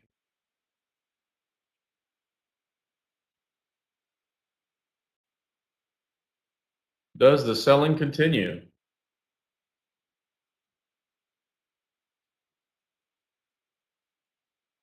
There's the break in ARM. I'll wait for my partial. Horseshoes and hand grenades. And let's see, a little more. Okay. Took a partial here on ARM. Let's see if we get some follow through here on the runners. Notice Apple literally tagging the low day any moment.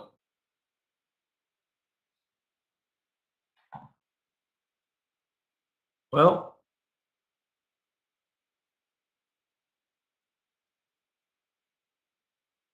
no talk of AI as much in the Apple phone. And I think that's what everybody was kind of waiting on. Now they're talking about controllers for your phone, so you could game on your phone. Which I don't know if you guys know this, but there's actually a gaming phone that exists. I forget what it's called. Like I think it's Rambus makes it. Let's see.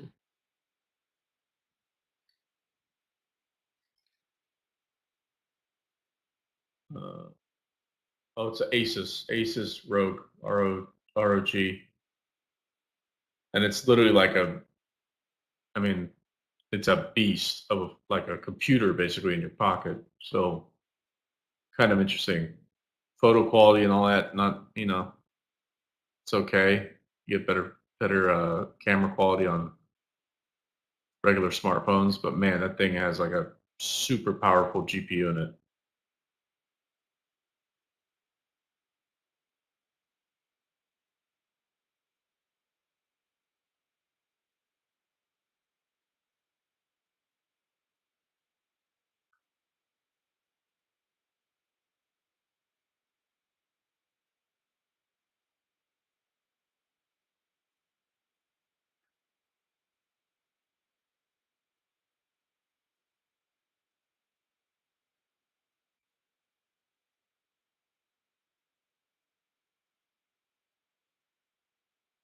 I mean, I get it.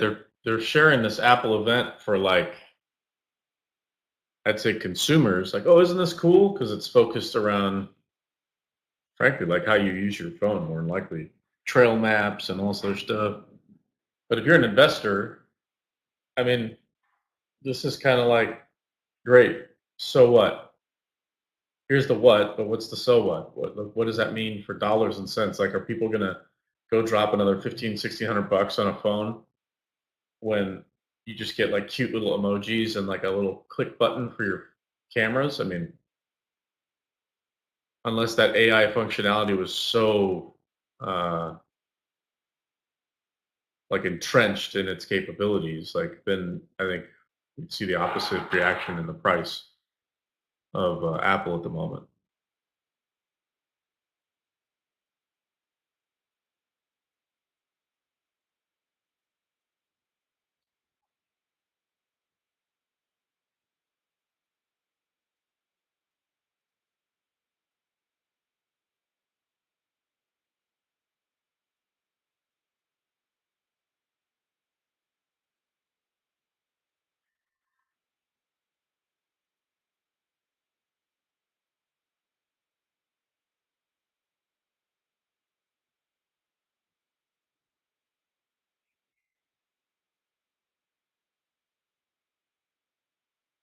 Watch SPY about to break 545 here.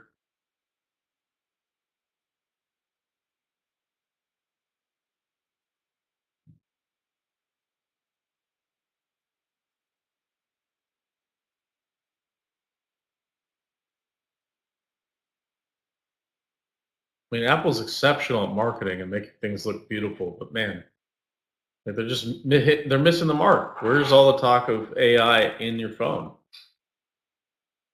Apple Intelligence, great. Like, show examples. Oh, they're doing it now.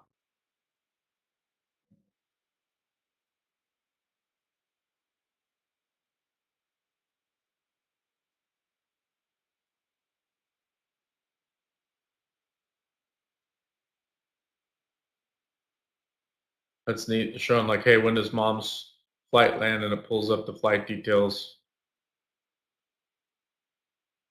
I don't know about this camera control nonsense.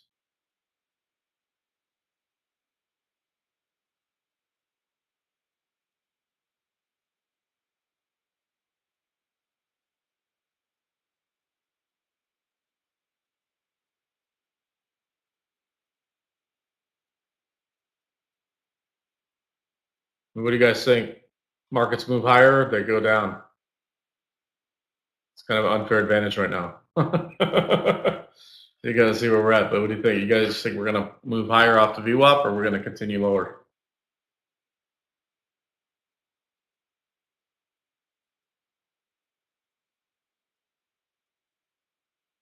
Flat. Okay, I can see that too.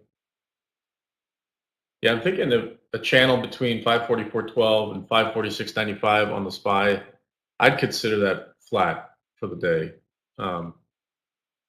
Anywhere in between those levels. Problem is, look at Apple now.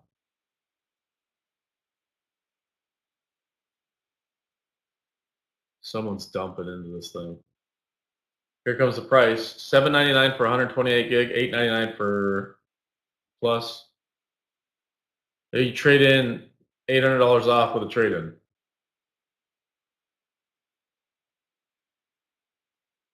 Well, I think that was the price with the trade-in. That means there's $1,600. Yikes! Great. Can't wait for my wife to go, hey, I think I'm ready for the new phone. It's bound to happen.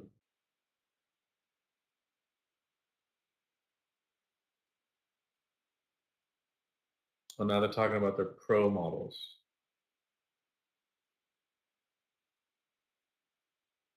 Ooh, there's something in the Pro. Here we go. Apple Intelligence, new capabilities. Gonna talk more about design. Come on, guys. Talk about what Apple Intelligence can do. Brutal.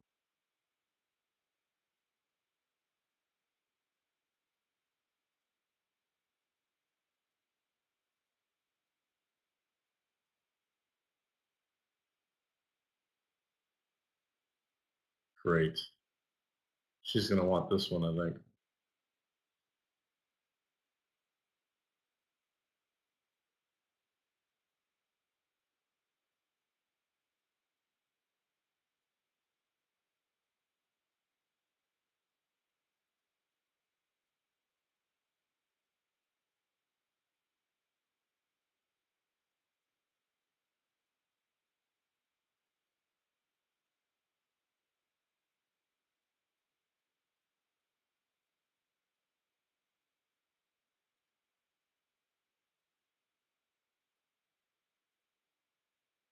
Five, 4, 2, 3, 1.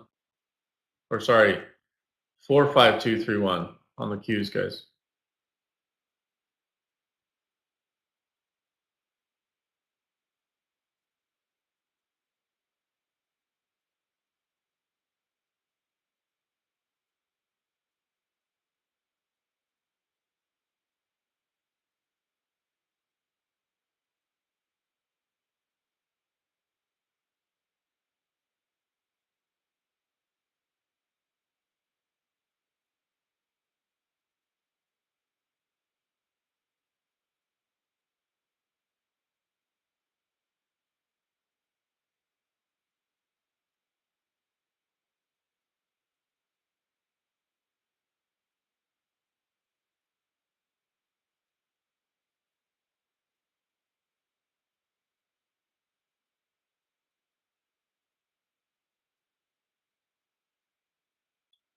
Grade 5 titanium in the new iPhone Pro.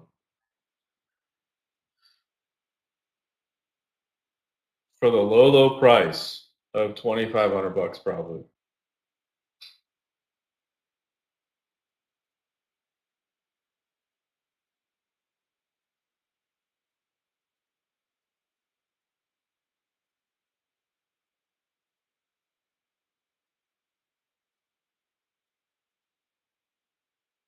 Uh-oh.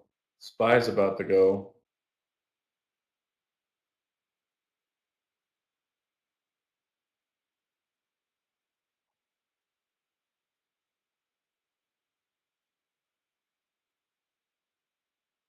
What does NVIDIA do below 105 here?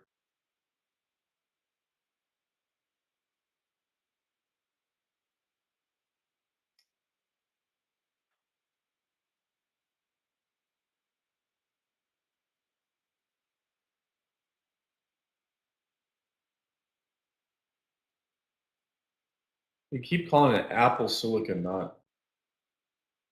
I haven't mentioned that partnership with ARM yet.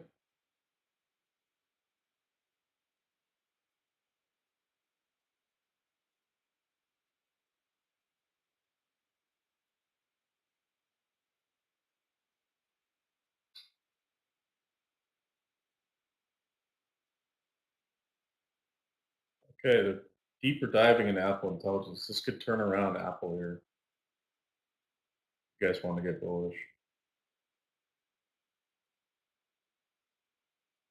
If you record a meeting, it'll generate a summary of the transcript. Wow. Right now I pay for a separate app for that.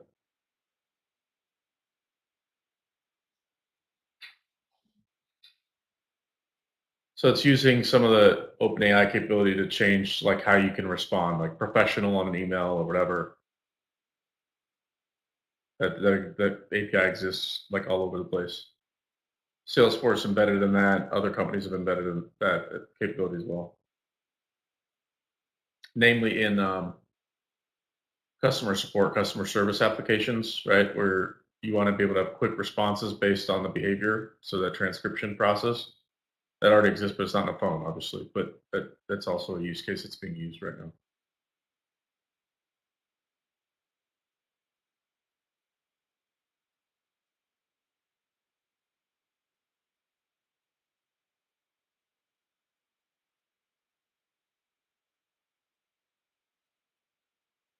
Here we go. A18 Pro. Come on, one time. I'm going to get out of this ARM position in case they say our partnership with ARM. Let's see. I'm going to close out my ARM position. If they don't get, watch, I might be too soon, right? But I'm not going to, give money back here.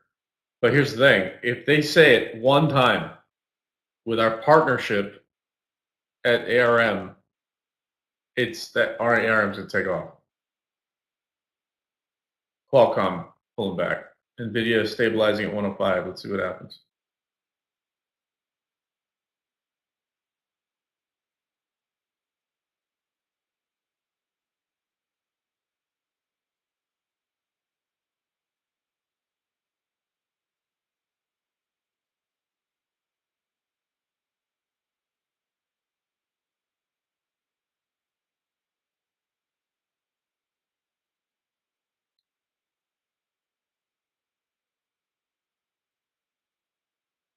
Six-core GPU. 20% faster performance. Dynamic caching and mesh shading. Yeah, okay. Pretty cool.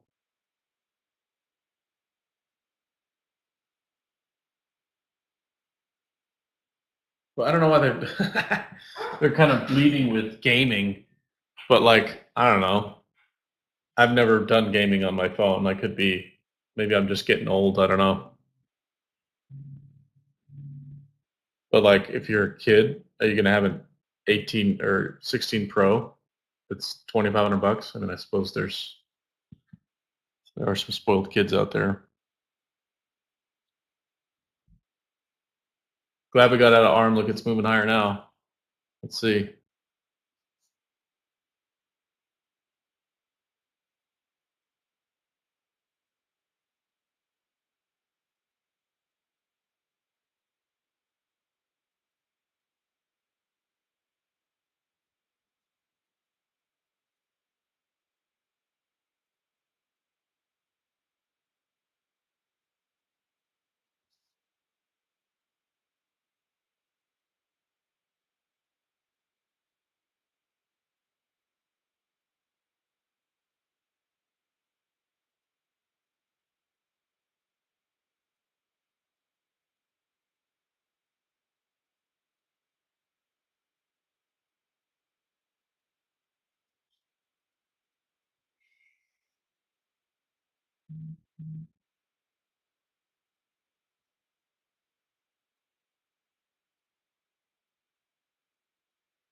Back on the cameras again.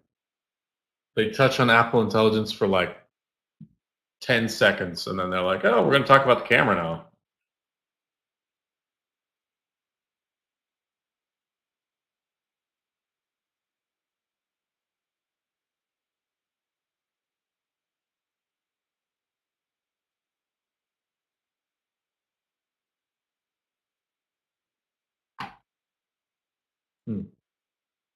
Interesting.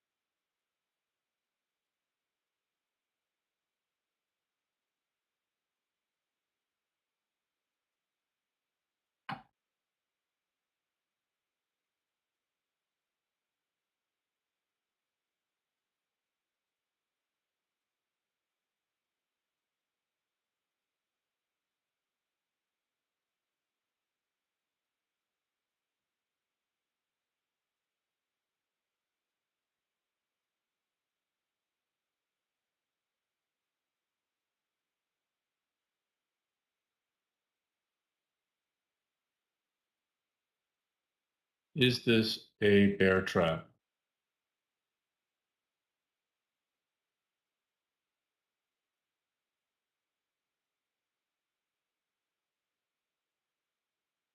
Four, 5, 2, 31 being held up right now on the cues.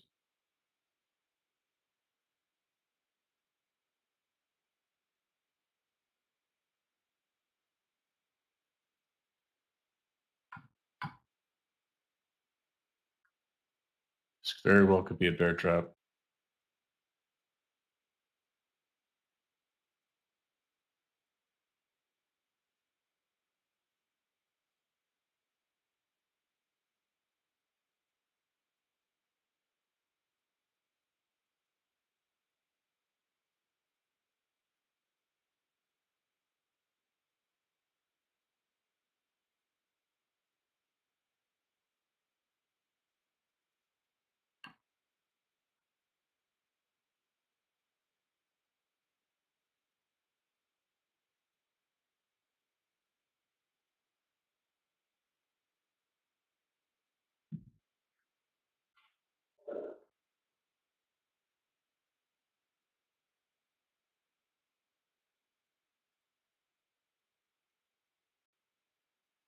Mm-hmm.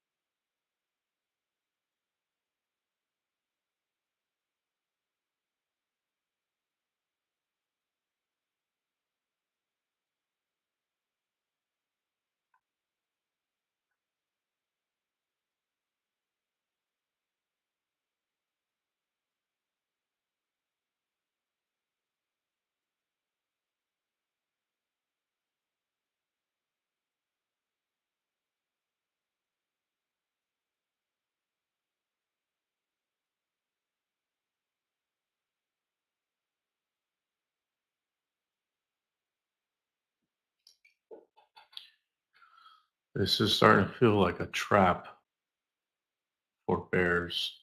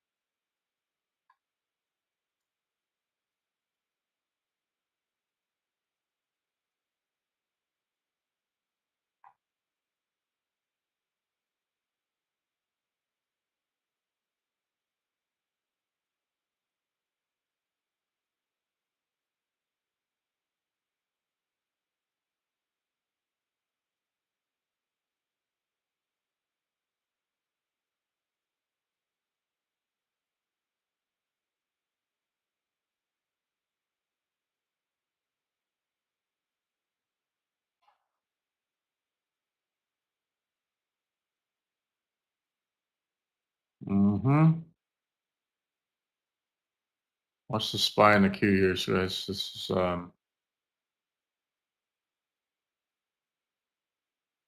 looks like there's a spike coming here.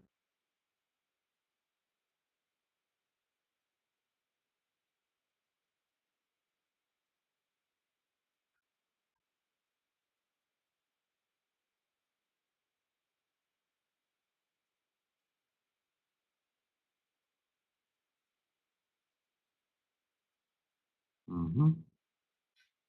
Watch the SPY here. Right at the VWAP, bounced. Broke just below to get a bit more bears involved.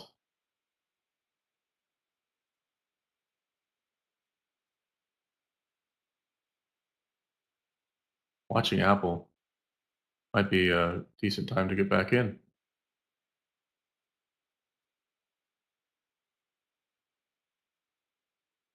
Watching BA as well.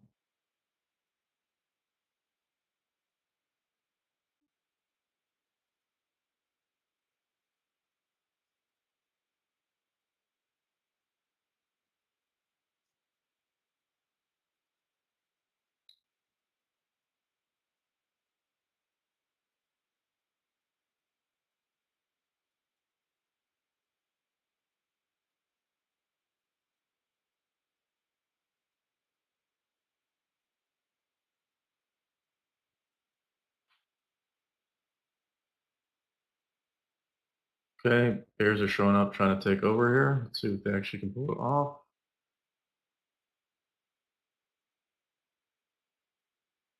Big move coming, guys, any moment.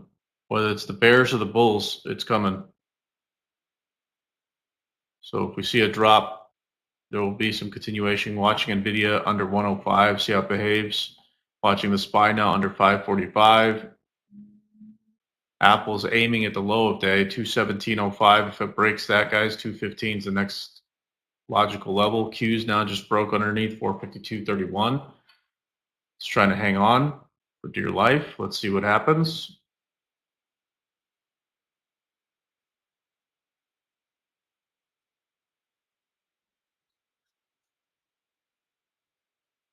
So there's going to be this will be a takeover into the close, whatever happens right now. So if we aim lower, bears will continue to sell. If bulls show up and protect this 545 on the SPY, I'm thinking that they're going to try to hold that level. So let's see what happens. Next few minutes is crucial.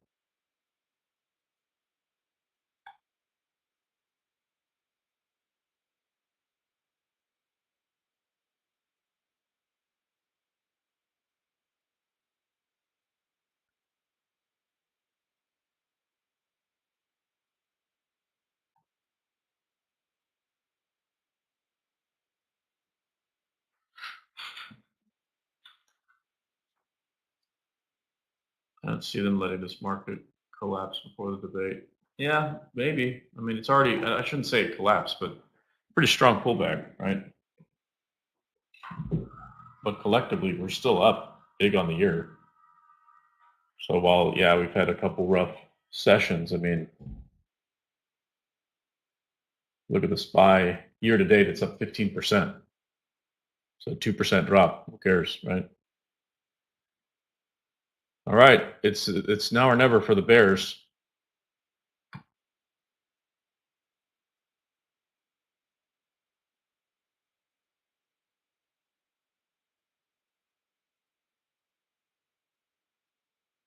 There's the break. There's the break. Let's see if we get some follow through here. Okay.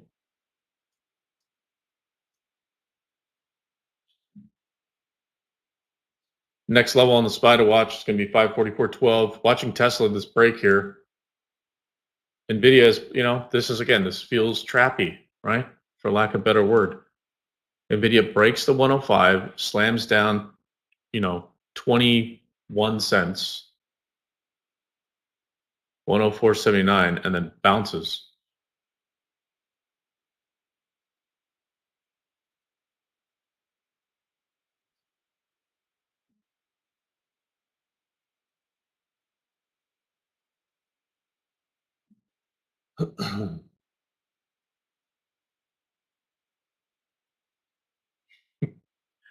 Mark, I don't want to say playing devil's advocate, but maybe that's exactly what it is. Collapse the market right before the debate on purpose to give them a talking point. You know what I mean? To kind of test the ability of responding ad hoc to real events unfolding.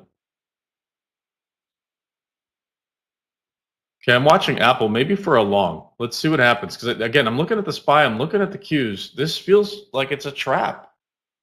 Like they're just trying to get more bears involved, or this could be the inverse of that, right? It's a bear and or bull trap because they're fighting right now. You can see that, right?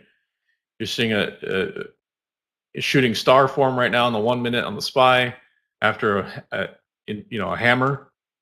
Like there's some clear fighting going on right now on who's going to win. Are we going to sell off more, or are we going to find a bottom here? So I don't know if Scott's going to be joining us at 3:00, but if he does, great. We'll kind of lead you guys into the close. But I think I've heard what I need to hear on this Apple call. Once it's over, I have a feeling there's probably going to be some buyers in Apple.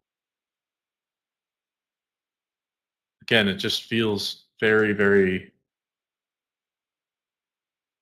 like a trap.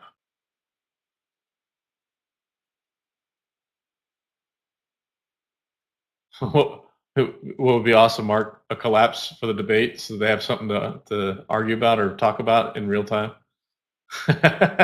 Right? I think it would be.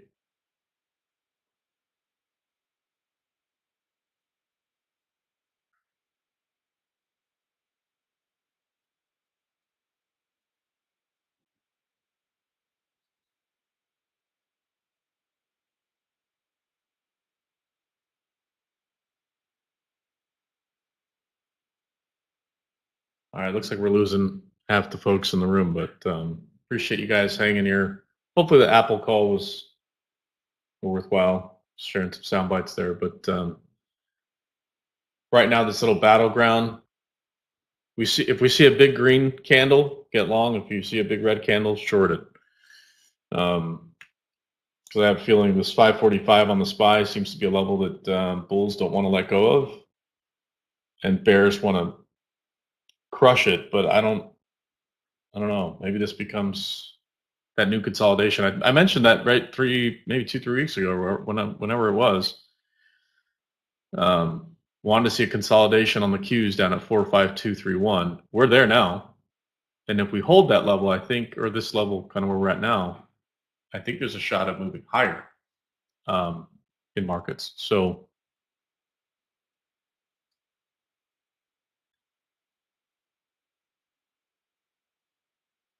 on the one hand, I want to say anything's possible, but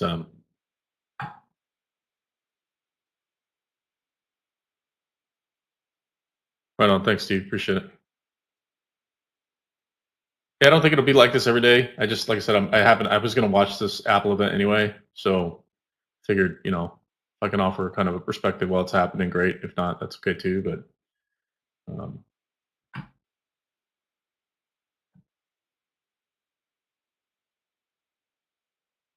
here we go.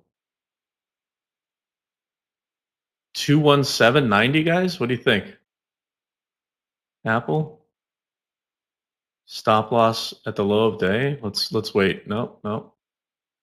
Okay, maybe we get better. 217.77. Oh, 217.77, guys. Let's do it. Apple long.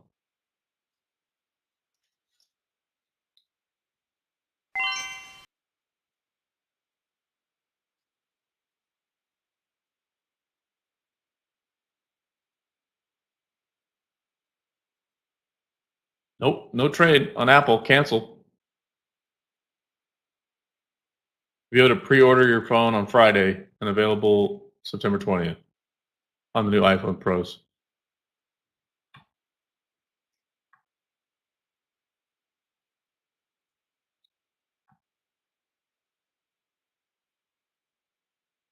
Oh, 217. All right, I'll honor it. 21777. See what happens. Still not in.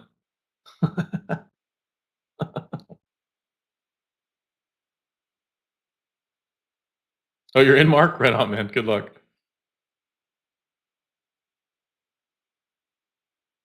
Yeah, it makes the stop loss pretty apparent, right? Low of day. So like put it out there as like a hard stop, maybe even give it a cent or two. But 217.05 is low of day.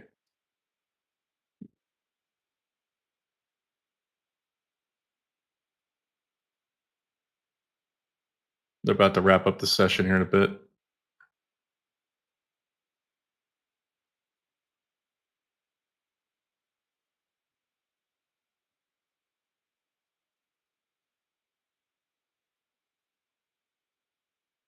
There it is.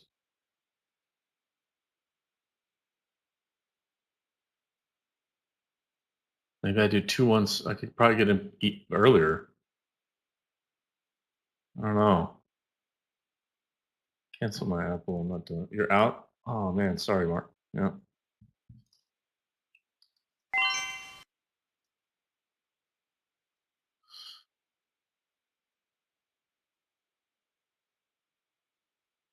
Uh-oh. Uh-oh. Look at there's a breakdown on ARM. Just tagged the 200 and bounced. So let's see what happens. Uh-oh. 54412 on SPY is the level to watch. If we break that and Qs continue lower,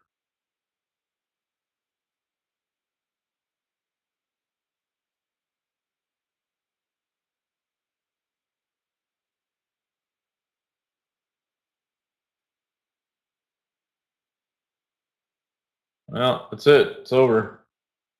Apple's session completed.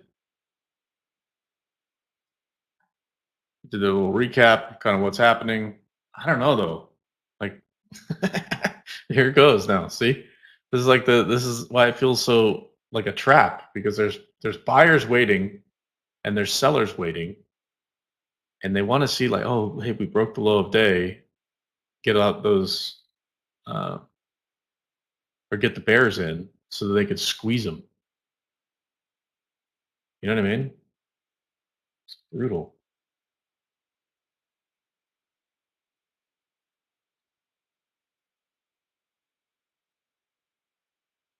Yeah, hopefully it was a minimal loss for your mark there. But well, listen, kind of heard what I wanted to hear from the Apple event. Not super surprised they didn't have a whole lot to share from an innovation standpoint around the AI stuff or Apple Intelligence. But I really think that's a huge reason why it's tanking. Right? They were kind of selling more feature function, same thing that they've been talking about, right? The cameras and the colors and it really wasn't like, hey, where is AI? Which arguably, I'm looking around not just ARM, I'm looking at all the chips, because that's, I think, the big, I don't want to say it's the confusion, but it's the concern of a lot of these investors when, you're talking about billion and or potentially $1 trillion worth of infrastructure being built with these new AI chips. What's the return on investment? What's the value that you're going to get as an investor? Not as, and I mean that as in dollars and cents, right? Not just like, oh, hey, cool, I could send you an emoji that I made from scratch, like that's nice, but how does that translate into dollars? Like, is it just because it's a feature now that's embedded in a phone? Does that equal more sales? How are you measuring the impact of that? And I think that's the concern right now for a lot of folks that really just didn't understand how AI works.